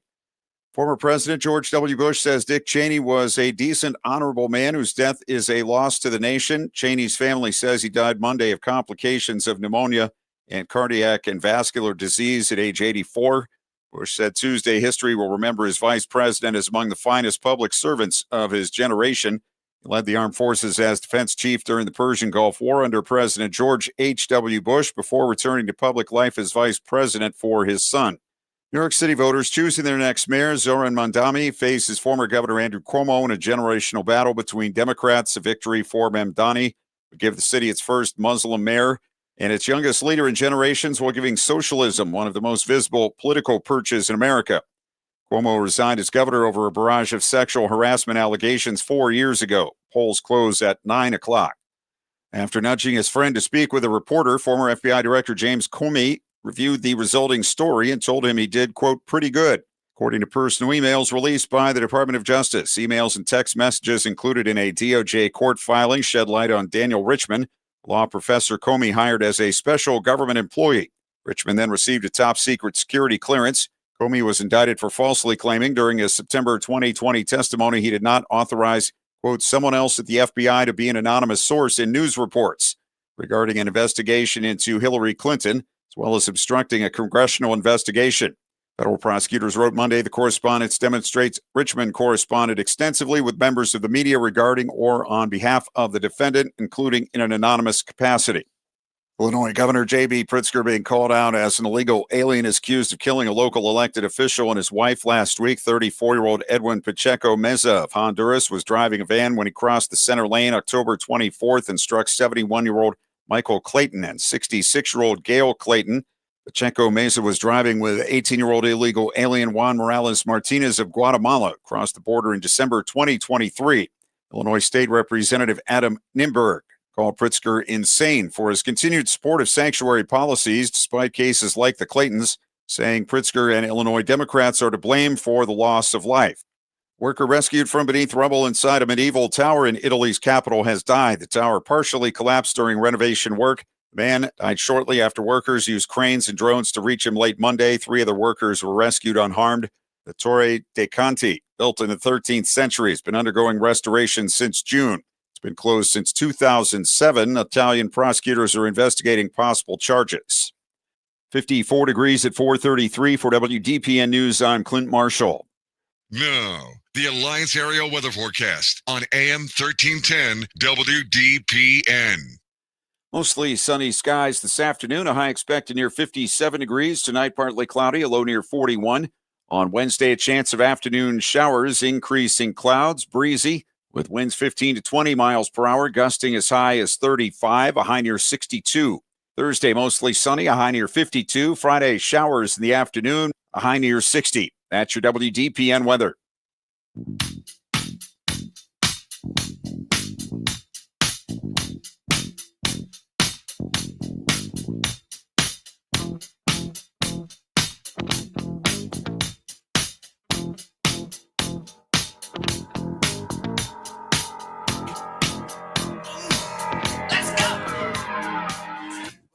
Welcome back to the Sam Bourquin Show, AM 1310 WDPN. Text line open 330-924-7088. Also, if you would like to go to the Three Stooges Film Fest at the Canton Palace Theater this Friday night, doors open at 6:30, showtime is at 7:30. All you have to do is text the word Stooge to 330-924-7088. There, you see it running across your screen. Text the word Stooge to 330-924-7088, or leave a comment on our 1310 WDPN Facebook page. And we will select the winner at random at the end of the show. If you want to go see the Three Stooges Film Festival this Friday night at the Palace Theater, text the word Stooge to 330-924-7088, or leave a comment on the 1310 WDPN Facebook page. Good times at the Palace Theater with the Stooge Fest. They run, it's like they run Stooges for like 3 hours. It's cool. It's fun. It's a good time. If you've never gone and you're a fan of Mo or Curly and Shemp or Joe, it's a good time. Yeah, it's definitely not outside of my generation. I just never watched it as a kid. I knew plenty of people growing up that liked it. Yeah. So I loved it. I mean, I don't even remember when the Three Stooges came out. Obviously, I wasn't there for the rollout of the Stooges, but I remember watching it when I was little, man. And I mean, some of it is so stupid. It was funny, and that's what made it. Like, Curly is my favorite. He was my favorite Stooge out of all of them. I don't remember 4. Larry, Curly, Moe, and Shemp. Shemp. What the hell kind of a name is Shemp? Oh, my God. That's funny. All right. I promised you we'd get to a little high school football, and we're going to do that right now. This is where we will be this weekend between AM1310 WDPN and Q92 Radio and Q92radiosports.com. 1, 2, 3, 4, 5. All right, we got 7 games for you again this weekend.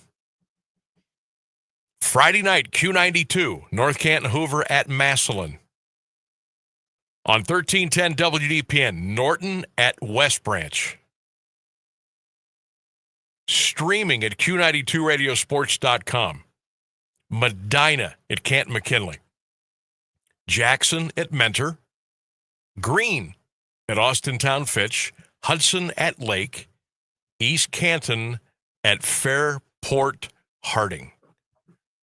Those are all the games we've got you covered this Friday night, 1310 and Q92radiosports.com. So Hoover Massillon, good news, bad news scenario. One of our local teams is going to move on. One is going to get left behind. I think that's the only local matchup that we have this weekend. Yes. So if I had to lean right now, I would lean Massillon over Hoover. I would lean West Branch over Norton, although I think that's going to be a doozy. I would definitely take McKinley over Medina. I'd probably lean Mentor over Jackson. Look, I'm not going to sleep on Greene now. I don't care who they're playing. So I'm going to go with Greene over Fitch. I think Lake handles Hudson. I've got to be 100% honest. I don't know anything about Fairport Harding. Nothing. I don't even know where Fairport Harding is. You know where Fairport Harding is? I have no idea. I have never heard of it, but I can look it up. Yeah. I mean, I don't even know what quadrant of the state it is. So I'm going to take East Canton. Call me a homer. That's who I'm going to pick. What are you going to do? From Tom, yeah, Sammy, Greene beats Fitch on Friday. They have played a better schedule. I just think Greene is one of those playoff teams. When they get going, they get going. And I don't care who they're going to play. So this might come as a bit of a shock, but Fairport Harding High School is from Fairport Harbor, Ohio. Fairport Harbor. Yep. Okay. It says it's 58 miles from here. Northwest? Like, is it like if you're going toward Toledo? I mean, I have no idea where this place is. Directions. So whichever one of our broadcast teams is going to Fairport Harbor, let me know how you got there when you when we speak again. I'm not sure who's doing that game yet, but safe travels and don't get lost. No idea where that's at. All right.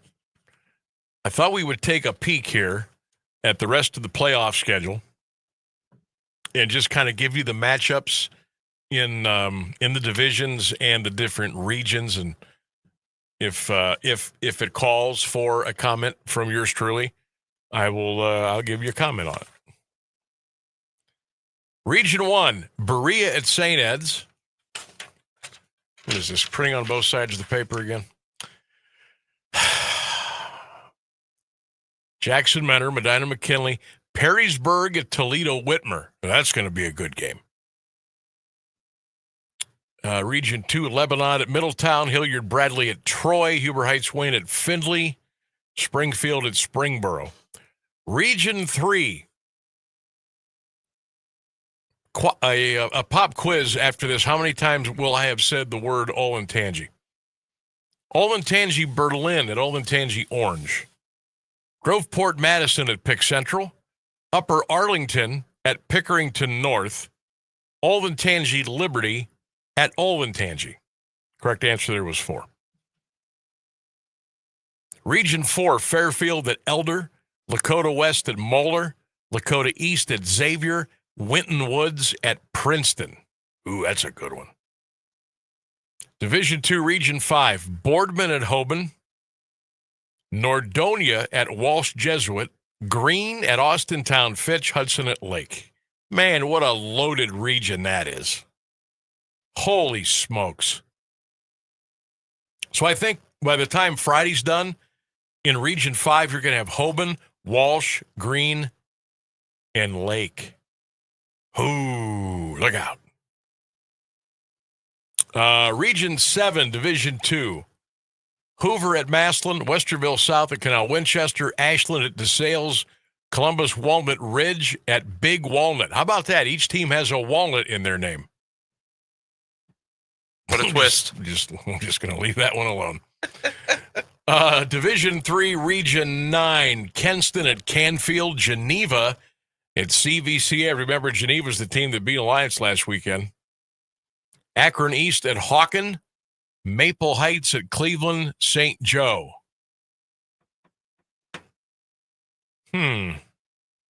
So I want to thank Thomas on Facebook because he commented while I was looking it up. But Okay. Fairport Harbor is to the northeast of us. Oh, northeast. It is east of Cleveland along the river. Or the lake, excuse me. I know that's a lake. See, I would have said northwest. I would have never guessed it was up there. So that's okay. So that's about an hour and a half. I was going to say from here, that's about an hour and a half. Yep. But okay. Well, go get him, Spider. Go get him, East Canton. Let's go. Division 4, Region 13. I'm jumping around. I'm skipping a couple of regions here. Division 4, Region 13. Cathedral Latin at Lake County Perry. Salem is at Glenville. Can Ron John go up and get the master? Ted Ginn Sr. Streetsboro at Menor Lake Catholic. Remember Alliance pounded Streetsboro earlier this year. Pounded them up there. I was there. And, of course, Norton at West Branch. 5 at the 4. Region 14, Orville is at Shelby. Cloverleaf at Galleon. Sandusky Perkins at Napoleon. Bellevue is at Lima Bath. Let's switch over to Division 5, Region 17. This could be a good game. South Range at Cardinal Mooney. Manchester at Girard. Youngstown Liberty at Poland. St. Clairsville at Garrettsville Garfield. Triway hosting Fairview Park. That's in Region 18. Region 19. Division 6, Region 21. Wycliffe at Kirtland. Garaway is at Columbiana Crestview. Dalton is at Columbiana Station. Smithville is at United.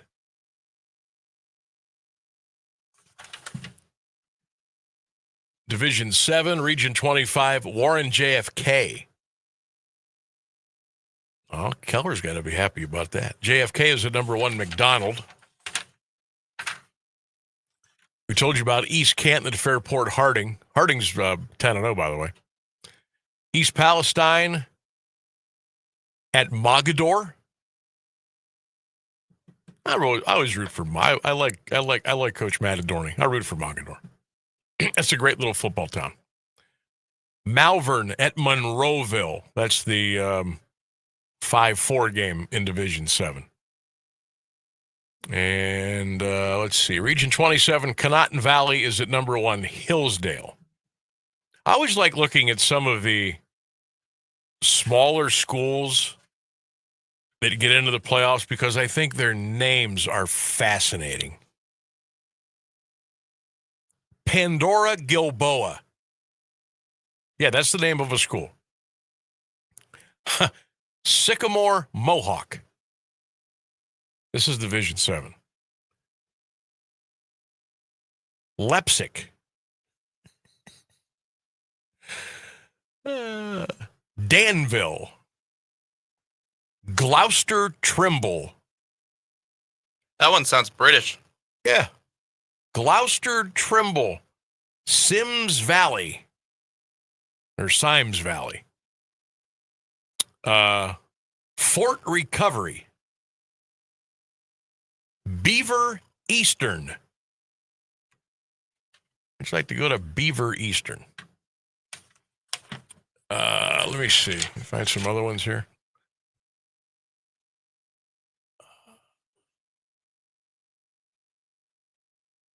Hopewell Loudon. Paulding.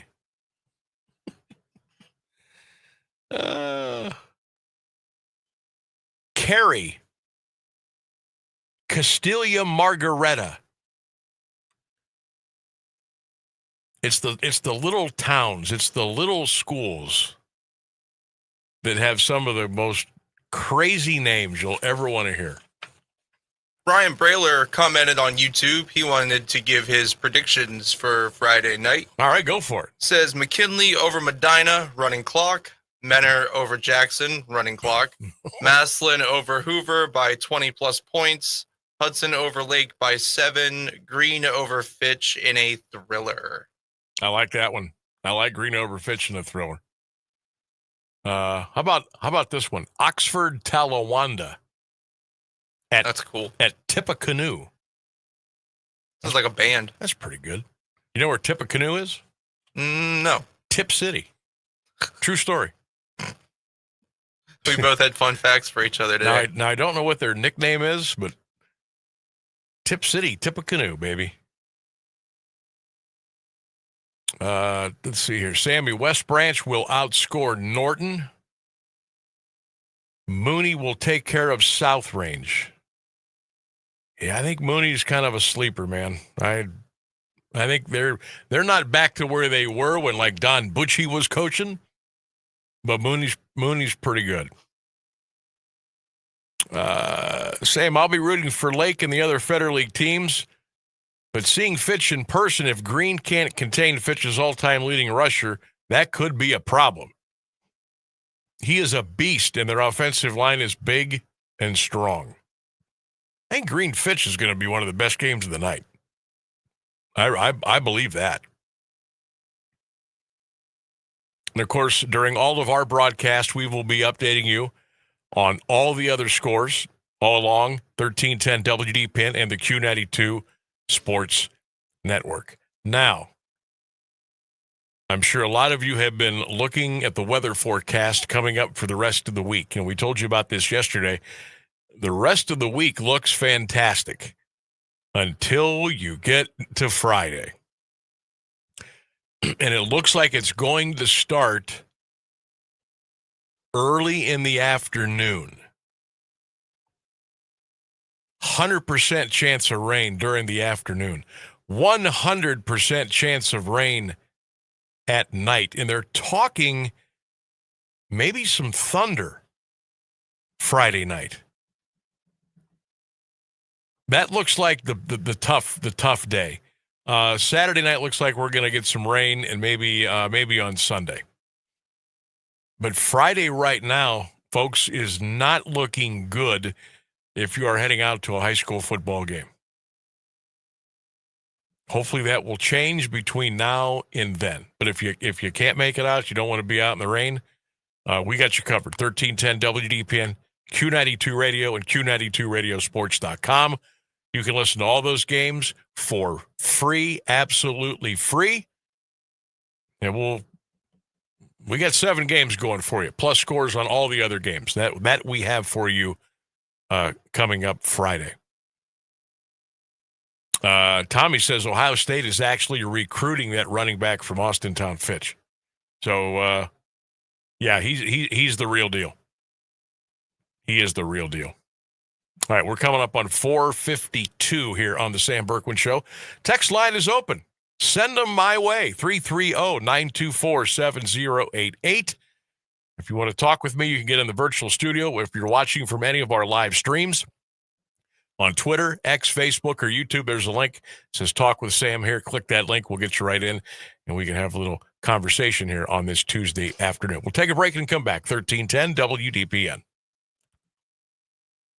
Do you have trouble getting in and out of the bathtub? Are you afraid you'll slip and fall entering or exiting a tub? Safe Step walk-in tubs can transform your bathtub from an area of concern to a calming refuge. Call them today at 1-800-498-2098 and save $1,600. Safe Step walk-in tubs and showers are proudly made in Tennessee and offer an ultra-low step-in, avoiding that difficult climb over a traditional bathtub wall. They also offer a variety of therapeutic benefits that may help soothe your aching muscles and joints, increasing your mobility, boosting your energy, and improving your sleep. Safe Step walk-in tubs are designed to easily fit your existing tub space and are often installed in as little as one day. Just dial 1-800-498-2098 today to save $1,600 and receive a free shower package. That's 1-800-498-2098 for a free no-obligation consultation and to save $1,600. Safe Step walk-in tubs. Safety never felt so good.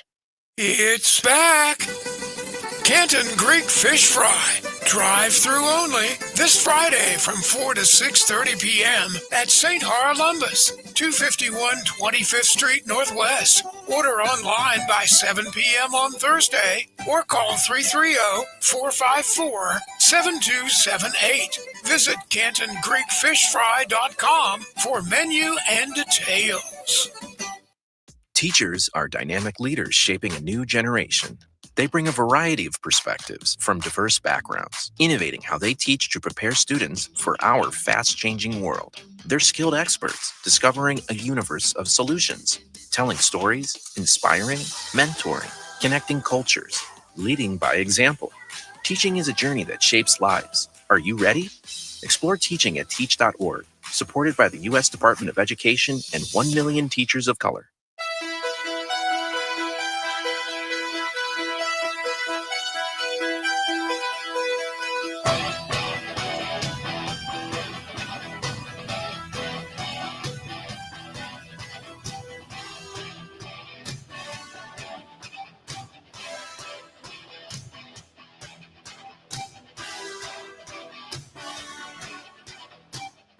Couple of minutes before we get you to the top of the hour, news and weather. Actually, you got about 5 minutes yet before we hit the 5 o'clock hour. NFL trade deadline has come and gone.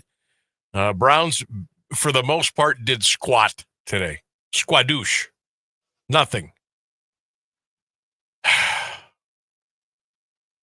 Why do I care? Seriously, why do I even get? So they're going to go with what they got. They're going to go with what they got the rest of the year. Announced yesterday, of course, Tommy Rees is going to be the OC. He'll call the plays. And the Jets will welcome in the Browns Sunday at 1. Jets pretty much got rid of their whole team today for draft picks. So, yeah, there's that. But nothing has come in since 4 o'clock of any relevance with anybody in the league. When we come back here at the top of the hour at 5:10 or so, I'll go down the list of what happened today, and then that'll be it as far as the NFL trade line is concerned. I mean, there's nothing else really to watch out for at this point because the trade deadline is come and gone at 4 o'clock Eastern Standard Time. All right, I mentioned that the college basketball season got off to a pretty good start last night. As far as teams in Ohio, the ones that we kind of pay attention to, the Buckeyes were a winner over IU Indy, 118-102. The Zips beat James Madison at the Jar last night. Sal was in attendance. Kent State lost to Troy at the Mack Center, and Cleveland State lost on the road at Loyola. That was a buzzer beater last night. Cleveland State went down. Some scores, there were so many blowouts last night, and there usually are, like the first 2.5 weeks of the college basketball season, because all the big boys are scheduling these cream puffs and pastries, and they just beat them by 30, 40, 50, 60 points. Like, these games aren't even competitive. Like, the betting lines are so high. It just, it tells you, what kind of a night it's going to be. Just for instance, last night, St. John's beat Quinnipiac 108-74. Clemson beat New Hampshire 88-38.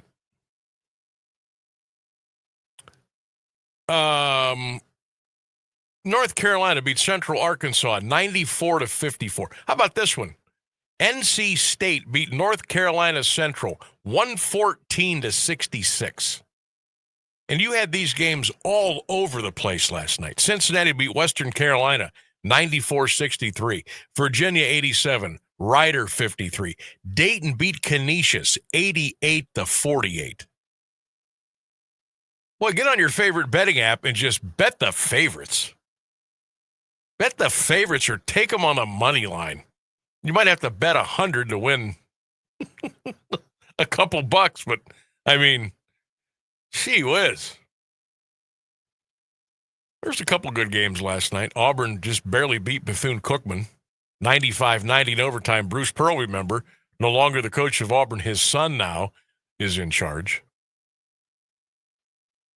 Arizona, Florida was a good game last night. BYU, Villanova was a good game last night.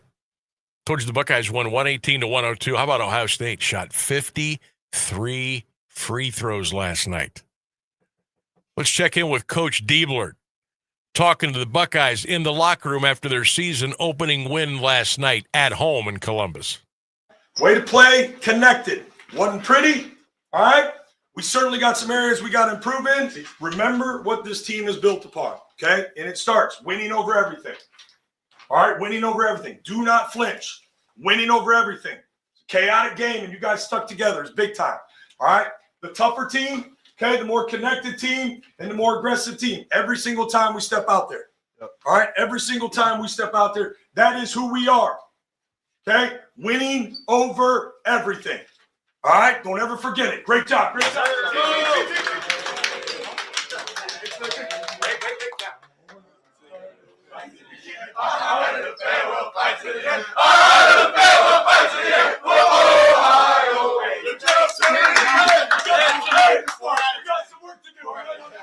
Good job. Here we go. Baby on 3, 1, 2, 3. Bam. Great job. All right, 118-102 last night. So I'm ecstatic with the Buckeyes scoring 118. I about flipped my lid last night when I saw they gave up 102.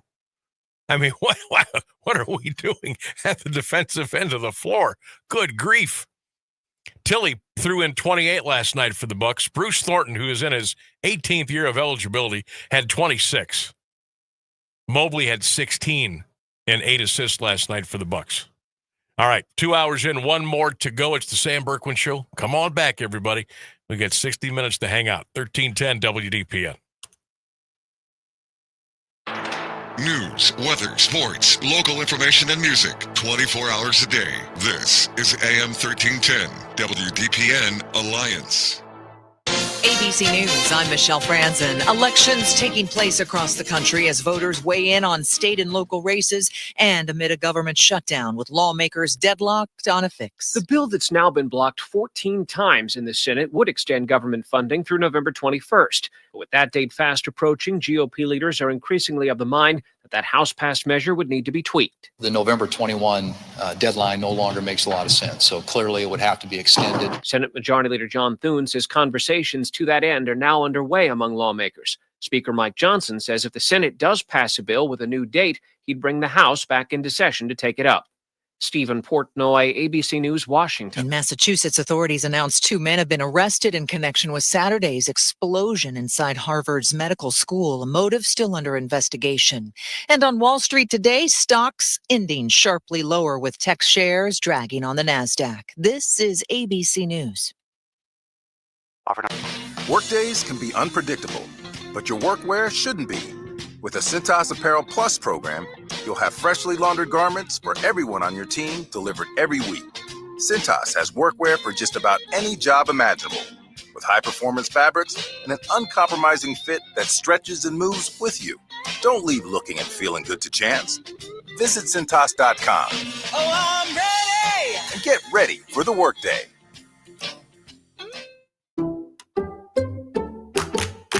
Did you hear? Allstate car insurance now costs even less.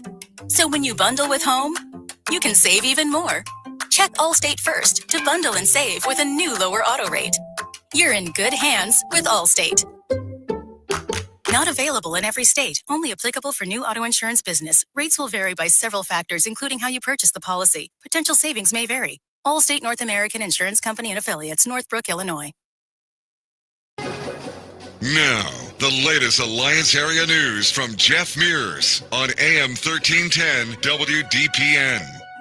Good afternoon. It's 5:02. The Alliance School District is addressing concerns after a high school student recently made a statement referencing potential violence. The comment was taken seriously, and the student was immediately removed from school while the situation was investigated. Superintendent Rob Gress says there was no immediate threat, so the building was not placed on lockdown. The incident has been referred to the Alliance Police Department, which continues to investigate. Gress says student safety is the district's top priority and that protocols are being reviewed. A Jackson Township man died following a shooting in Canton, and his accused killer is in custody. Canton police say 19-year-old Davion Newman turned himself in this morning. He is charged with murder, assault, and tampering with evidence. 21-year-old Daryl Bryant was found with gunshot wounds around 10:30 Monday morning at an apartment complex in the 3900 block of Tuscarawas Street West. He later died at Altman Hospital. Police have not commented on a possible motive. Alliance City Council has approved an $840,000 UDAG loan to help Louisville-based Salco Machine move to the city. The manufacturer, which was purchased by Crucible Industries in August, will move into the former Terry's Tire Town building on West Main Street. Rick Baxter is president of Alliance Area Development. We just kind of had some bad news with the Meyer Trilogy closing their Alliance plants. So we lost about 152 jobs. So this is an opportunity for us to hopefully replace some of those jobs, good paying jobs. So we're excited to be able to have a new company come and grow and be able to support them in this way. Salco has outgrown its 7,000 square foot facility on Victory Avenue Northeast and expects to open the new 28,000 square foot location in March or April. The company employs 7 people and plans to add up to 25 jobs over the next 3 years. Alliance City Council has approved an amendment allowing the city to use more than $500,000 in unused community development block grant funds. The money accumulated over several years and is now cleared for spending after the city received final approval from the Department of Housing and Urban Development. Council also approved changes to how school crossing guards are paid. Can now be compensated for working 2 crossings per day, a move aimed at addressing a shortage of guards. Mayor Andy Grove recapped a discussion he had Monday with other mayors as they try to find ways to support local food banks amid the federal government shutdown. SNAP benefits have been delayed, creating greater demand for food assistance. A Massillon man has been identified as the victim of a fire in Tuscarawas County late Friday. Firefighters responded to a mobile home in the 2900 block of Van Canal Drive Northwest around 11:30. The body of a man and dog were discovered inside. The coroner's office says the victim was identified as 38-year-old Samuel Crawford. The cause of the fire has not been determined. The state fire marshal's office is investigating. The body was sent to the Cuyahoga County Medical Examiner's office for an autopsy. A former Canton mayor has died. Sam Persis passed away last Tuesday. He is credited for accomplishments including construction of the downtown hotel that is now the DoubleTree by Hilton and the attraction of indoor soccer and minor league baseball teams to the city. The Central Catholic High School graduate was elected in 1984 and again 4 years later. He was defeated by Richard Watkins in 1990. After his political career, Persis taught political science classes at Kent State University Tuscarawas and served many volunteer organizations. Persis was 83. Hunger Awareness Month is underway in Stark County, and the Hunger Task Force is celebrating with a series of events to fight food insecurity. The first event, a volunteer open house, will be held Thursday from 4:30 to 6:30 p.m. at the Ken Weber Community Campus at Goodwill in Canton. Guests can tour the pantry, warehouse, and backpack for kids spaces while learning how to get involved. Later this month, the task force will host Poster Orange Pet Day on November 11th, Wear Orange Day on November 20th, and Packathon on the 25th. Details are online at starkhunger.org. Authorities in Greene are investigating a fire that broke out Monday night at the MAPS Air Museum. Flames destroyed a Vietnam War exhibit inside a MASH tent next to the main hangar. Vietnam veteran Ted Matthews, who owned the display, says the loss is total and many artifacts can't be replaced. WEWS-TV reports the blaze started around 11:15 in an area known as the Medics Corner, which held medical supplies and equipment. The Akron-Canton Airport Tower alerted firefighters. The airport's crash rescue team helped put out the flames. Some damage was also reported to the main hangar. Arraignment is scheduled Thursday in Sebring Court for Dylan Vesey. Sebring man is charged with domestic violence. He was arrested Friday at a village residence by Mahoning County Sheriff's deputies who were requested by police. Vesey is a member of the village police department. He was made full-time October 19th after serving as a part-time officer since June 2024. Details of the incident have not been released. Firefighters in Palmyra Township say a Monday afternoon blaze destroyed one side of a duplex but left everyone safe. Crews were called to the 4900 block of John Thomas Road around 2 p.m. Both sides were occupied, but all residents escaped without injury. Fire Chief Mark Garvin says one unit is a total loss, while the other suffered heavy smoke damage. The state fire marshal is investigating the cause. Crews from several departments, including Ravenna, Rootstown, and Berlin Center, helped fight the fire. A suspect in a 2000 cold case rape in Canfield made his first court appearance today in Mahoning County. 57-year-old Jack Sheets pleaded not guilty to charges of rape and kidnapping. Prosecutors say the Ohio Attorney General's office is handling the case and that other women have come forward with similar allegations, though their claims are beyond the statute of limitations. Sheets was secretly indicted last month and arrested in Akron. He's accused of dragging a woman from her car and assaulting her in November 2000. Common Pleas Judge Maureen Sweeney set bond at $750,000 with trial scheduled for December 15th. The driver of a semi involved in a crash that killed a state trooper was not impaired at the time. The Highway Patrol says 35-year-old Ryan Rock of Canfield was distracted by an unknown factor when his truck hit a patrol cruiser parked along Route 11 in Canfield Township October 16th. No charges have been filed as of today. Trooper Nicholas Caton was killed in the collision. He was parked behind a disabled semi in the northbound lanes. Caton was in his cruiser with his emergency lights on when Rock's semi rear-ended his vehicle. Caton died at the scene. Rock was not hurt. Lordstown Village Council voted Monday to ban AI data centers. Bristolville 25 LLC says its planned $3.6 billion project includes $10.8 million for water system upgrades and a community fund for local improvements. The developer says the plan could bring 120 jobs. WFMJ-TV reports Mayor Jackie Woodward worried about the effect on residents' quality of life, as well as the massive use of water and electricity by the data centers, which would drive up utility bills. The Lordstown Village solicitor said during the meeting the Ohio Revised Code does not specifically address the ban of an entire industry, but the village is prepared to defend the vote. Taking a look at Wall Street, the Dow Jones Industrial Average closed today at 47,085, down 251 points. The NASDAQ Composite ended 486 points lower at 23,348, and the S&P 500 closed at 6,771, down 80 points. It's 53 degrees and Alliance at 509. This is the local edition of WDPN News. I'm Jeff Mears. Here's the latest forecast on AM 1310 WDPN. This afternoon, expecting mostly sunny skies, a high near 57. Tonight, partly cloudy, a low near 41. Wednesday, chance of showers in the afternoon, increasing clouds, breezy with winds 15 to 20 miles per hour, gusting to 35, a high near 62. Thursday, mostly sunny, a high 52. Friday, showers in the afternoon, a high near 60. That's your WDPN weather.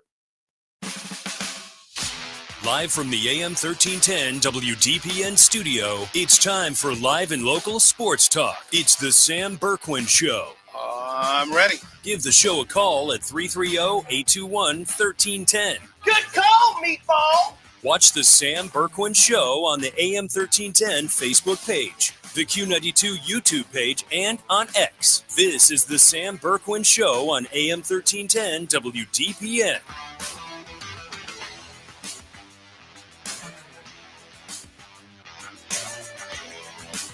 Grab down that board. White in transition again. The lob. There's Bynum, Thunder in the rack. The lineman back in there. Jumbo formation, and there he is. Harrison. What a start to this night for Marvin Harrison Jr. And the first touchdown of the evening belongs to Arizona. Now from the 5. Prescott, end zone, Flournoy, touchdown! Their first of the night. Space, takes him off the dribble, spins it away, loses it, and scores!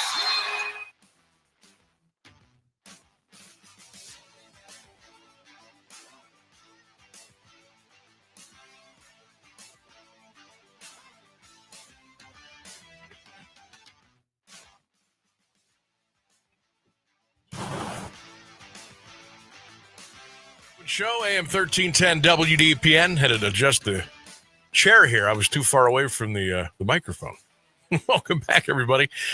AM1310 WDPN. We're streaming live. You can check us out on all of our social media platforms. 1310 WDPN on Twitter, on X, on Facebook, the Q92 Radio YouTube channel. We'll be with you until 6 o'clock tonight. We're going to hear from head football coach of the Ohio State Buckeyes, Ryan Day, coming up here in just a little bit.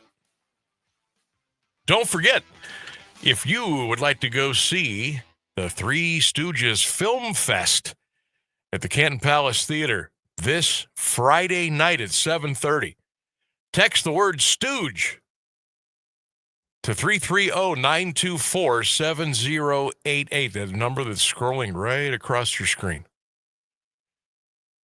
Text the word Stooge to 330-924-7088. Or you can leave a comment on the 1310 WDPN Facebook page, and we will select the winner at random at the end of today's show. So if you want to go see the Three Stooges Film Fest on us, we got a pair of tickets for you. Text the word Stooge to 330-924-7088, or you can just leave a comment on the 1310 WDPN Facebook page. We'll pick a winner at random at the end of the show. High school football this weekend, round 2 of the OHSAA playoffs. We've got a great slate of games for you. We'll tell you more about that coming up. Didn't know if you saw this last night. A little bit out of our, well, I was going to say a little bit out of our listening area, but not really, because with the internet, you can listen to us anywhere, all over the world. Cleveland St. Ignatius is looking for a new head football coach and assistant athletic director. They parted ways with head coach Brett Franzinger yesterday. You know, the Wildcats won one game this year. I think they've only won a handful of games the last 3 years. So now they are looking for a new head football coach, and they are going to do a full-on national search, and that is already underway. Folks, that's still a primo job in high school football, St. Ignatius. I don't know what has gone. I mean, yeah, Chuck Kyle retired, but boy, did they go south quickly. Like St. Ed's has just kind of owned that whole deal up there. I'm very interested to see who they hire. I'm very interested to see who St. Ignatius hires. Somebody was throwing Tom Arth's name around. He used to go to Ignatius. He was the head coach at the University of Akron for a couple years. Did not do well at all.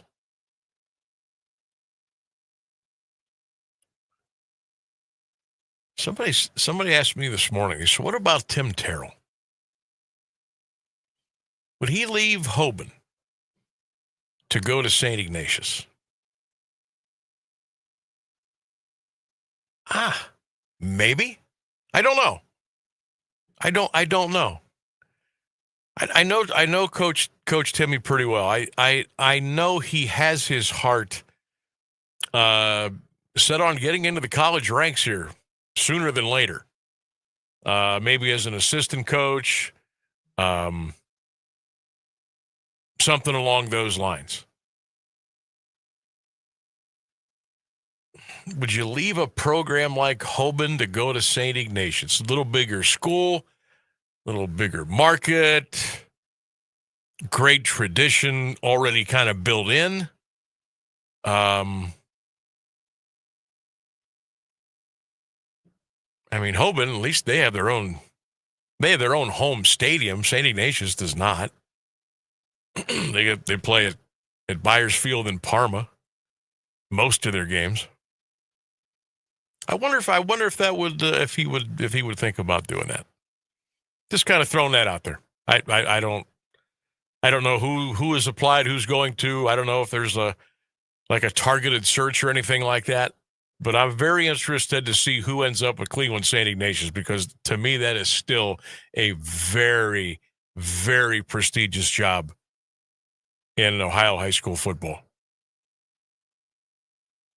I mean, come on. Look what Chuck Kyle did with that program. They were a national power in their heyday. I mean, they were winning state championships left and right. But they have just, I don't know what happened. They're not getting the same kid. I mean, I don't know. I mean, some of those kids, were they going to Eds now? Or maybe going to, maybe some of the kids were kind of staying in their district. Like maybe the Medinas, the Menners, the Strongsvilles, the big D1. I mean, I don't know. That I don't know, but I know that they have fallen big time. So we'll see who gets that gig. Sam Bourquin Show poll question of the day. Since the 1980s, in your opinion, which has fallen off the most? Would it be the movies, the music, or the sports? What has fallen off the most, in your opinion, since the 1980s? What has kind of gone downhill the most? The music, the sports, or the movies? Let me know on my Facebook pages. You can drop your comments in the Q92 YouTube channel, and we'll read some of your comments. Michael says music, definitely, Sam, has gone downhill since the 80s. Michael Z says, unfortunately, the sports have gone down. That's just my opinion. Especially at the pro level, guys don't seem to try as hard as they used to. Fair point. David says movies and music. Sports has gotten better.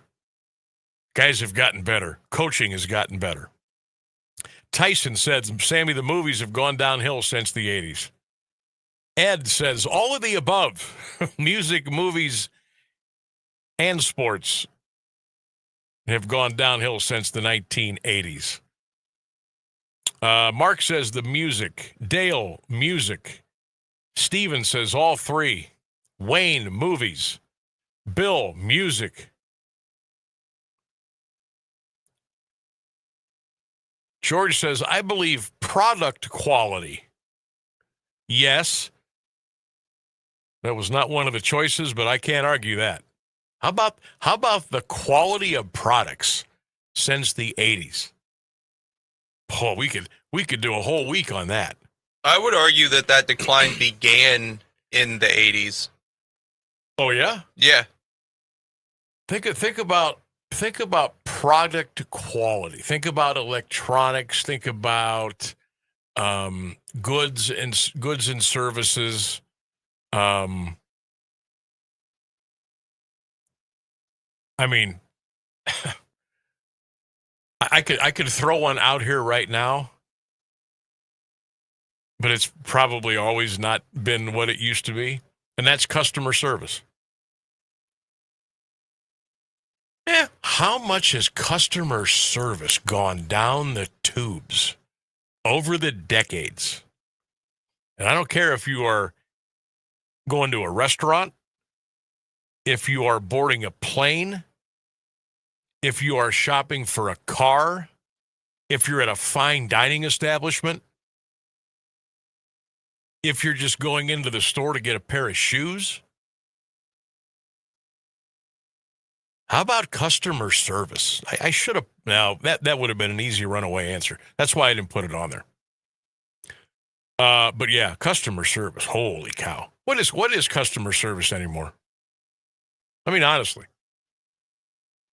Doug says a tie. Movies and music. Hollywood can't make anything but remakes. In music, well, I'm an old rocker. And there's not much of that these days. Mike L. says, Sam, movies and music have gone downhill since the 80s. Samuel says all three. Scott, all three. Steve says all three. Holy smokes. Michael G. says it's a tie between the music and the movies. Neil says all three. Jim says, Sam, movies and common sense have gone downhill since the 80s. Al in Akron. How you doing, Al? He says the movies have gone downhill. Thomas says the music has gone down. Boy, a lot of people don't like the way the music has gone since the 80s.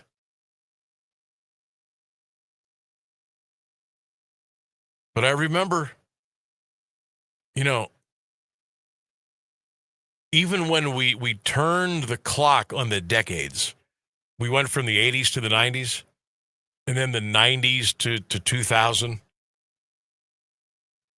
What did you always hear? 80s music was the best. Oh, there was nothing like the 80s. And I guess I heard that so much that I just, okay, I'll go with that. I mean, yeah, there was some great music in the 80s. There was some good music in the 90s. There was some very bad music in the 90s. And then 2000, I mean, because you start going by decades now, as you get older, as we get older, some of the stuff just doesn't hold anymore. And then you've got the new stuff coming in, and we're like, what is that? But that's what the kids, the people are listening to today. So you got to kind of, what do they say? You got to roll with the times. Got to roll with the times. I can't really even remember, like, my favorite 80s song. There was a lot of great music then, but I would have to look stuff up on a list and say, oh, yeah, that was my favorite. Oh, I remember that. Oh, that was really good. It's easy. You know what I mean? Every single one of those 80s songs that you loved is in pretty much every popular movie that comes out today. It's a good point. It's a good point. And some have been used, some of the same songs have been used in different movies. Oh, yeah. You know what I mean? Like Take On Me by Aha has been in hundreds of movies. It was in the Super Mario Brother movies like 2 years ago. I didn't know that. Yeah. But yeah, that movie. I love that song. That movie I love Take On Me. Is ridiculous because it is a movie made for kids that features Aha and the Beastie Boys. Too bad. I mean, the Beastie Boys were popular when I was a kid, yes, but Take On Me was very popular 40 years ago. Interesting. That's a little nugget that I would not have known. I could go on all day about misplaced music in movies, and I will not do that to you people. Hey, music makes a movie sometimes. It does. The soundtrack, and it really does. If the music hits throughout an hour and a half, 2 hour movie, then yeah. Music can absolutely make a movie. Make it or break it, straight up. I will tell you this, and this just popped into my head. And I got a little update coming from the NFL as far as Kyler Murray and the Arizona Cardinals that I want to get to you. And again, I'm gonna go back to the horror movie genre here. I think it is so incredibly bad, awful in these horror movies when they play rock music as opposed to the scary, cinematic, dramatic music, maybe during a killing or before a killing, or somebody goes on a spree of 8, 9, boom, boom, boom, boom. I don't want to hear guitar riffs and rock music and it cheapens it so much. Which Rob Zombie movie did you recently watch? I recall a couple of Friday the 13th, and they would just, even like the beginning music or the music while the credits is rolling was like this hard driving rock. I'm like, no. I watched House of Wax the other day, and it was lousy with that kind of stuff. It was cracking me up. It was the most early 2000s thing I've ever seen. Yeah. House of Wax was, God, what was her name? Paris Hilton. Was she in that? Yeah, Paris Hilton. House of Wax? Yeah. I thought so. Mm-hmm. Was that a good movie? I never watched it. You know what? It held up. I like that movie. It's so stupid. I never watched it. I just didn't. I don't know. I never watched it. Oh, yeah. If you've never seen it, watch House of Wax. Okay. House of Wax is it's a beautiful time capsule of 2006. It really is. Huh. I have to give it a look. It's got a Disturbed song in it, which really took me back. I was like, wow, that was in a movie. Wasn't Down with the Sickness, was it? No, it was from their second album. It was off Believe. Okay. I heard that driving in today, and I turned it up, man. I did. Oh, I love that song. Believe. Oh, I love that song. That's one of the best songs on that album. I love that song. That's their best album. That's going to be put in the rotation here. Down with the Sickness? Yes. Okay. We're going to put that in. That I can work that in. Yeah. We don't use too much of it. We're gonna. A matter of fact, I thought about texting you, but well, of course, I was driving, and I never text when I drive. And I thought about doing that because I heard. I'm like, I want this as intro or outro or intro. So we're gonna have to put that in there. Okay, real quick from Adam Schefter.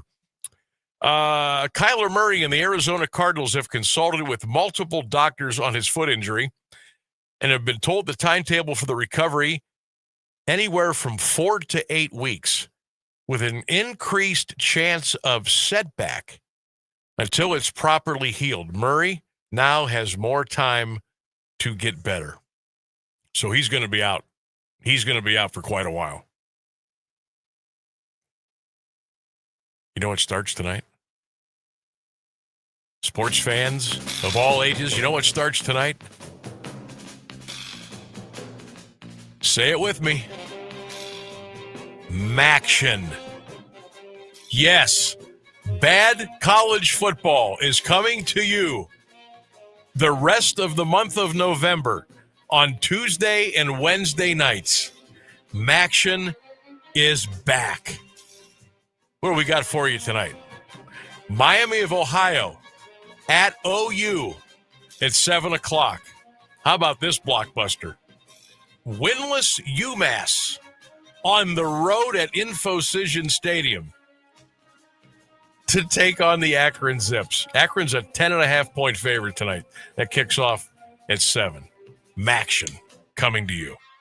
All right, on this day in sports history, 1954, the Philadelphia A's picked up and moved to Kansas City. 1960, Wilt Chamberlain of the Sixers set an NBA record. He missed all 10 of his free throws. Boy, if FanDuel was around then. 1994, the United Center in Chicago officially opened their doors. How about this? This was fun. I remember this. 1994, the San Antonio Spurs, their season opener was delayed for almost an hour when a fireworks display triggered the sprinkler system inside the Alamo Dome. They had to wait an hour to start their basketball game that night. 2001, Randall Cunningham of the Ravens. Yes, the Ravens achieved 30,000 career passing yards. And finally, in 2001, let's go back to the World Series. The Arizona Diamondbacks squared off against the New York Yankees. It's Game 7. We're tied. Arizona at the plate. The chance of a lifetime for Luis Gonzalez. 2-2, bottom of the ninth. Game 7 of the World Series. Bases loaded. Center field. The Bucks are world champions.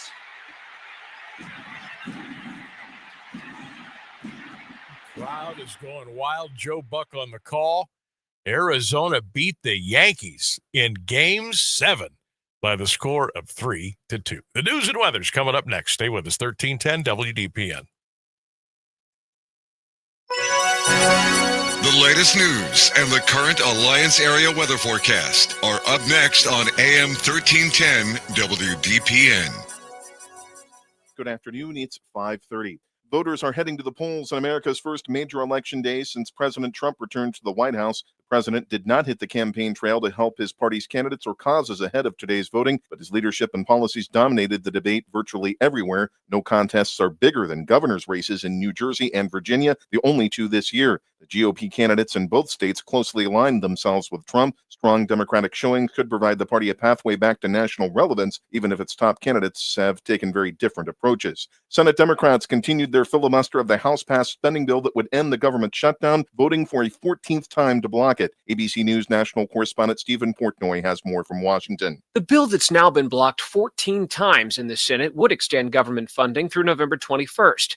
With that date fast approaching, GOP leaders are increasingly of the mind that House-passed measure would need to be tweaked. The November 21 deadline no longer makes a lot of sense. So clearly it would have to be extended. Senate Majority Leader John Thune says conversations to that end are now underway among lawmakers. Speaker Mike Johnson says if the Senate does pass a bill with a new date, he'd bring the House back into session to take it up. Stephen Portnoy, ABC News, Washington. Authorities say they've arrested two Massachusetts men in connection with a weekend explosion at Harvard Medical School. Logan David Patterson and Dominic Frank Cardoza face charges of conspiracy to damage by means of fire or an explosive. Patterson, an 18-year-old from Plymouth, and Cardoza, a 20-year-old from Bourne, was arrested this morning and were due to be arraigned in federal court today. The blast occurred early Saturday on the fourth floor of Harvard Medical School. No one was injured. The building houses labs and offices associated with the medical school's neurobiology department. Former Vice President Dick Cheney, considered by many political observers to be one of the most influential VPs in history, has died. He was 84. In a statement, his family says he died due to complications of pneumonia and cardiac and vascular disease. More from ABC's Karen Travers in Washington. After a stint as head of defense contractor Halliburton, Cheney returned to run George W. Bush's Vice Presidential Selection Committee and was selected himself. The person who was best qualified to be my vice presidential nominee was working by my side. After 9/11, Cheney was influential in formulating the U.S. response. The doctrine of preemptive action widened the war on terrorism from Afghanistan to Iraq. It's 51 degrees and Alliance at 5:32. This is WDPN News. I'm Jeff Mears. Here's the Alliance area weather forecast on AM 1310 WDPN. Mostly sunny skies in the forecast for this afternoon, a high near 57 degrees. Tonight, partly cloudy, a low 41. Wednesday, a chance of afternoon showers, increase in clouds, breezy, winds 15 to 20 miles per hour with gusts as high as 35. Wednesday's high 62. Thursday, mostly sunny, a high 52. Friday, afternoon showers, a high near 60. That's your WDPN weather.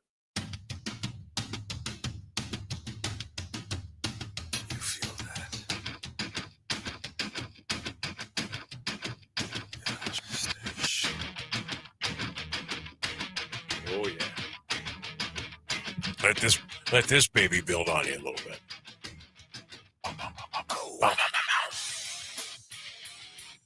1310 WDPN, welcome back to the Sam Bourquin Show.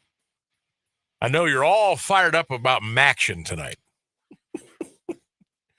OU hosting Miami and Akron hosting UMass. My God. We should do it. We should run a contest. Predict the actual total attendance between both these college football games tonight. Like between Ohio and Miami and Akron and UMass. What will the total attendance be? Actual attendance, not the lies that they tell you about tickets that were allegedly sold. How many actual butts in the seats tonight in Athens and in Akron? You're going to sit there with a straight face and tell me that's not a prop bet on DraftKings? You know what? I don't know. Exactly. I don't know. That seems to fit within the realm of possibility for sports betting. I'm just going to go out on a limb here, and I'm talking about actual people in the seats, and we may never find out because they always announce the number of tickets that have been sold. But actual butts in the seats tonight between Akron, Miami, and UMass, I'm going to say, let's see, Akron will be, say, 2,000. OU Miami's a pretty decent rivalry, so there'll be a few people at that game. I'll say total butts in seats between both these games tonight. I will say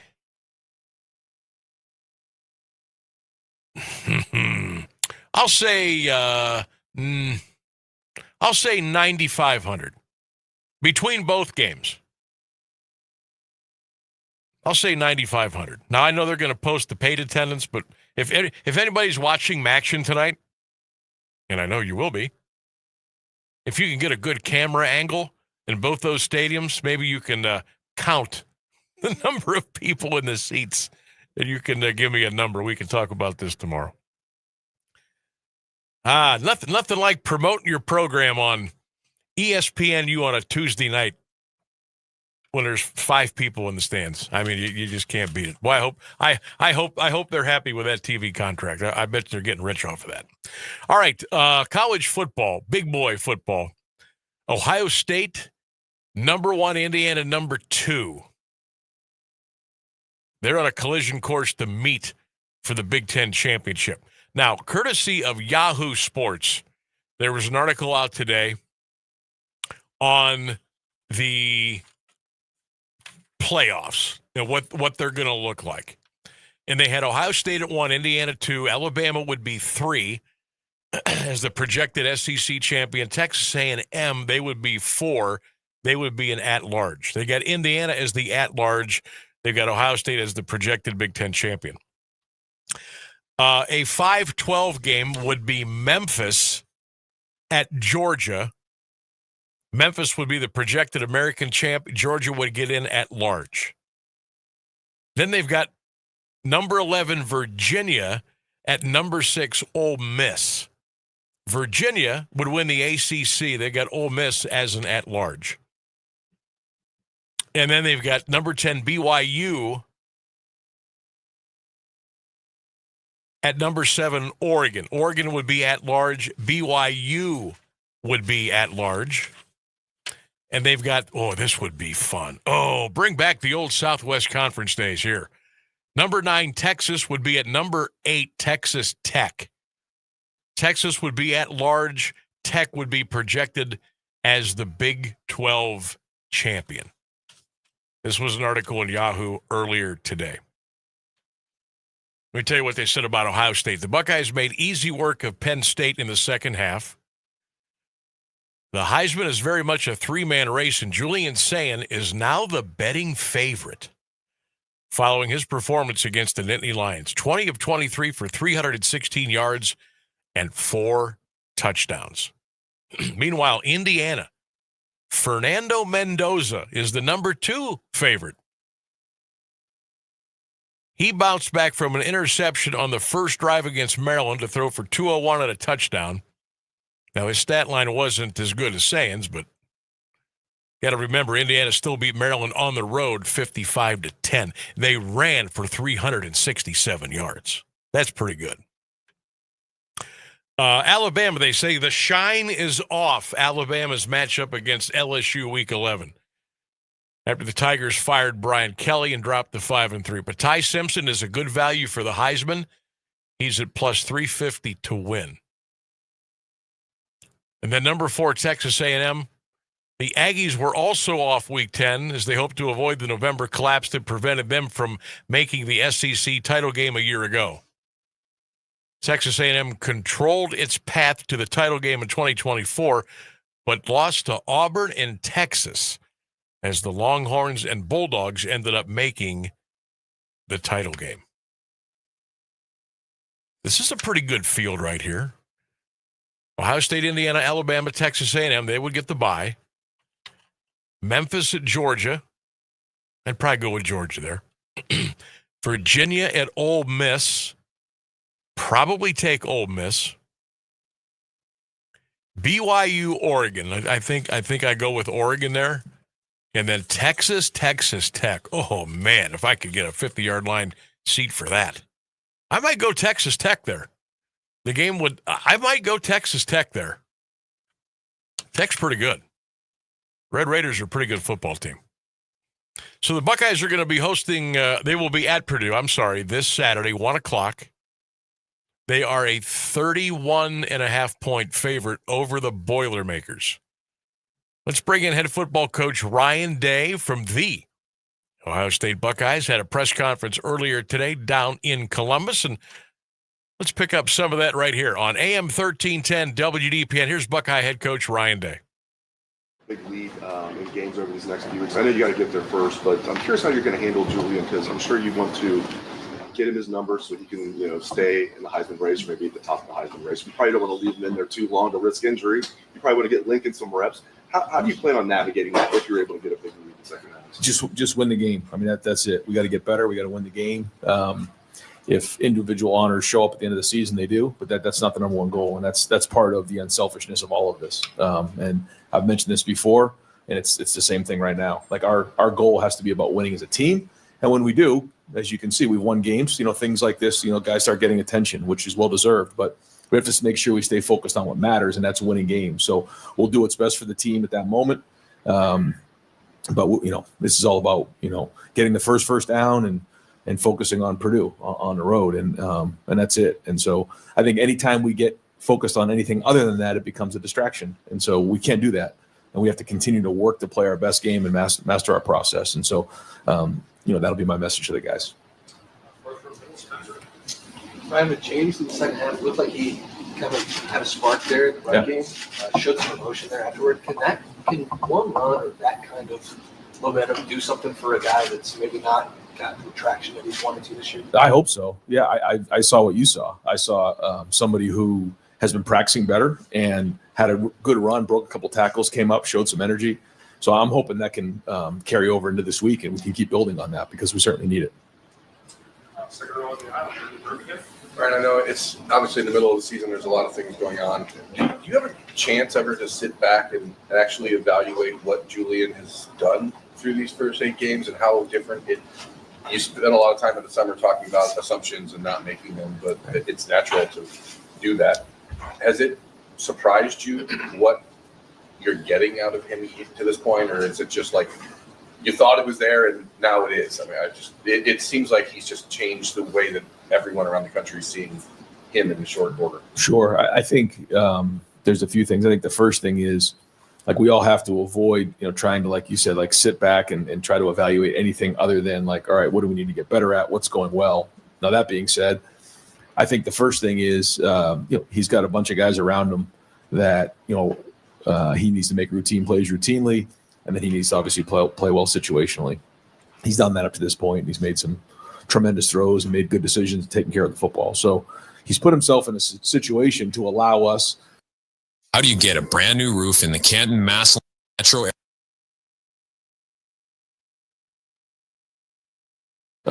If he continues to play the way he's playing and then continue to improve, because as we know, the challenges are going to keep getting bigger and bigger. But I think it's clear to see that, he is now playing at a level that we feel like we can reach our goals with. And so that's obviously exciting for everybody and builds confidence around the entire offense. But to say, what have we accomplished? We haven't accomplished anything. Just, we're in the middle of the season and got a lot of football ahead of us. Where's the growth for him from here? Like, what you talk about, everybody needs to improve. What is he? Well, it just can't be a play or two or, a half a season. It's got to be consistent, and so you look at, quarterbacks in college, you look at quarterbacks in the NFL, they can have a good game, a good half a season, a good season, but can they continually do it over time as teams start to look at, your strengths, your weaknesses, and all those types of things. And then, obviously play big in big moments. So he's just getting started, which is very exciting for all of us, as you know. I mean, if you're if you're an offensive player right now, I mean, to know that Julian's back there with the ball coming out of his hands quickly and the confidence and decision making, like it's obviously exciting to be around that. Not only for right now, but into the future. And he's handled that well and produced it at a high level up to this point. But he knows, again, this is about accomplishing goals as a team, and he would tell you the same thing. Ryan, Luke, and Tegra both left the game on the final drive. It looked like Josh Padilla left the game early too. Just what's the status of those guys going on this week? I won't specifically mention all three of them, but I do think at least two of the three they'll be practicing today. One of them you'll have to see as the week goes on how they do, but we should be at full steam ahead. Right here, John Barrett. Coach, you've talked about how you feel the season starts in November. The first playoff ranking comes out tonight. Just the body of work you've done, what your expectations are for tonight? I mean, my expectation is I hope that none of our team or anybody really pays attention to it, because it doesn't matter. It's good for the fans. I think it's great for college football to be talking about it, but nothing matters if we don't continue to win. So, I expect us all to be looking at it at the end of the season. Well, I guess we got to look at it right before they make the playoff bids and figure out who's playing each other. So I guess we got to look at it then. But that and at the end of the year, the only two times that matter to me. So we'll just kind of focus on Purdue. Does it matter where you're ranked? Does not matter at all. Just keep winning, man. That's it. It felt like from the outside that Tegra responded well to the challenge, the competition in the last couple of weeks, and he did the same thing during the playoff run. Is there something about coaching him or motivating him that is just a little different?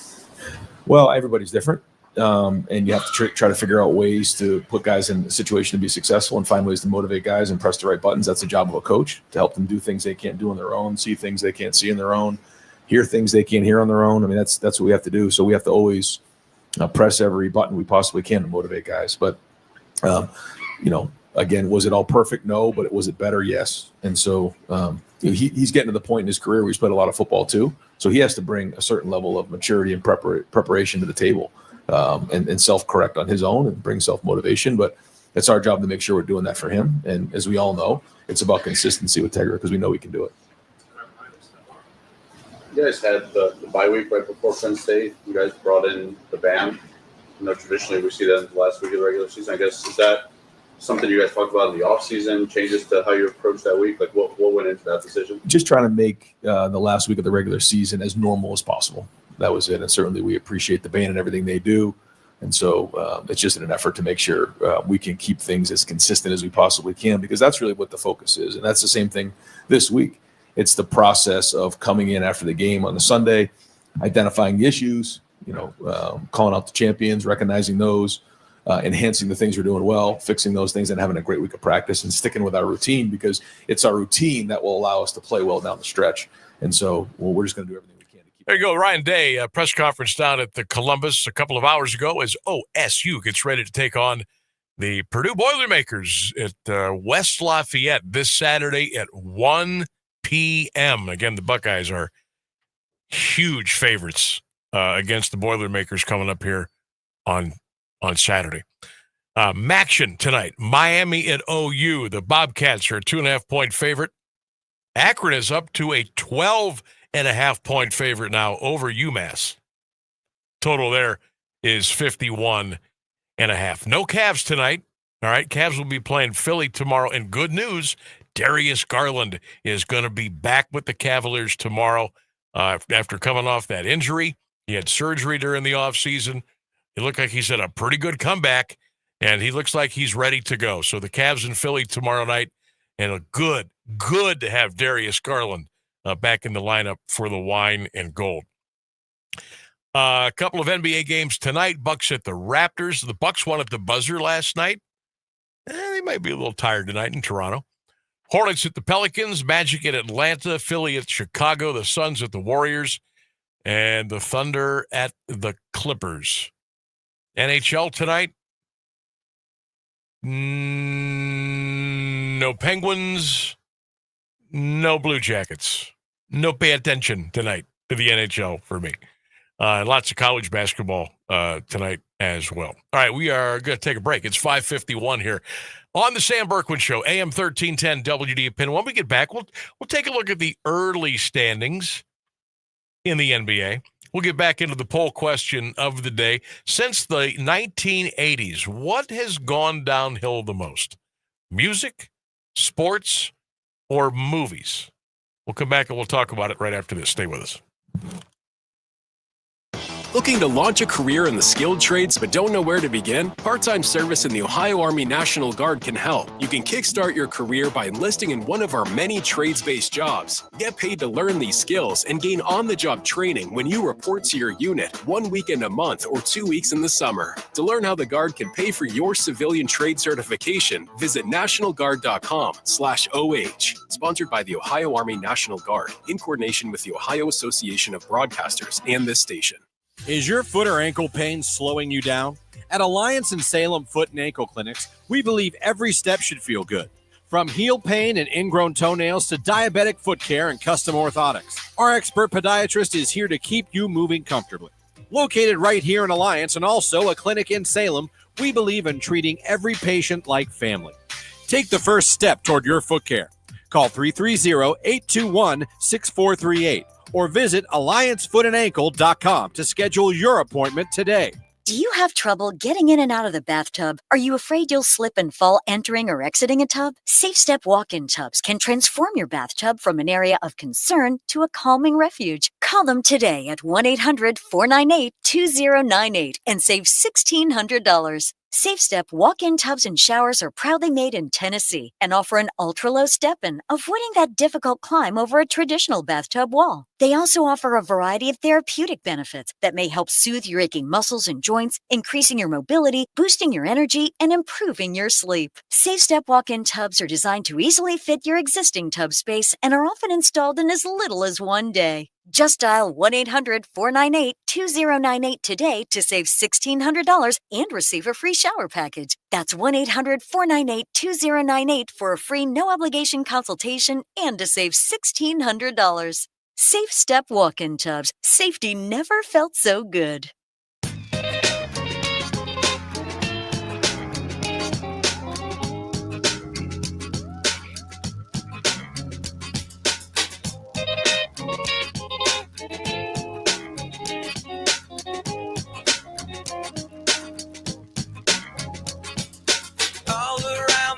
Sam Bourquin Show, AM 1310 WDPN. We're just having a little discussion out here. Well, we were talking about the quiz. What since the 1980s, what's just kind of gone downhill a little bit? Sports, music, or movies? Which has gone downhill the most? We're getting some great comments on our poll question today. So keep those coming in on Facebook, and of course you can drop those on the Q92 Radio YouTube channel as well. Also, I forgot. I wanted to remind everybody one last time. Three Stooges Film Fest at the Canton Palace Theater coming up this Friday night at 7:30. If you want a chance to win, text the word Stooge to 330-924. That's what it says, 330-924-7088. Text the word Stooge to 330-924-7088, or leave a comment on the 1310 WDPN Facebook page, and we will select a winner at random at around 6 o'clock, right after the show is over. So if you want to go to the Palace for free Friday night and check out the Three Stooges Film Fest for free Friday night, text the word Stooge to 330-924-7088, and we'll put you in the hopper, and you might be the winner. You know, I picked the word stooge, and everybody keeps laughing at it. I thought that was like the perfect word. Well, it is, but when you put it in the context of text the word stooge, then you get a couple of chuckles. All right, well, I guess I picked the right word then. I get, yeah, well, it should be funny. If you get some kind of reaction to it, then yeah, you done good. I started to feel like there was some sort of inside joke that I missed. Oh no, that's good. That's good. No. Is J-Dub still here? Or did he leave? I think he walked out. Looks like he left. Yeah. I was going to ask him about the Browns' inactivity today. But we were talking about, our poll question since the 80s, what has gone downhill the most, the music, the sports, or the movies? And some people have put their own twist on it, which is completely fine. As long as you're interacting, we're all good here with that. I said customer service has gone way downhill. People said, the quality of products has gone way downhill. And we were starting to talk about Walkmans back in the 80s. And I keep forgetting, like, Rainsburg is, you're 30, right? Yeah, 31. J-Dub is early 40s. I'm mid-50s, so I guess there's not a huge between the three of gap us. between the three of us. It's pretty consistent. But we were talking about quality of products and things like that, and I told these guys, I said, "No, you're probably too young to know." They said, "No, we remember." And I brought up, we talked about quality of products. Remember the VCRs? Remember the VCR? Remember how much those used to cost when they first came out? How expensive a VCR was. I remember my first VCR that I bought myself, and I was probably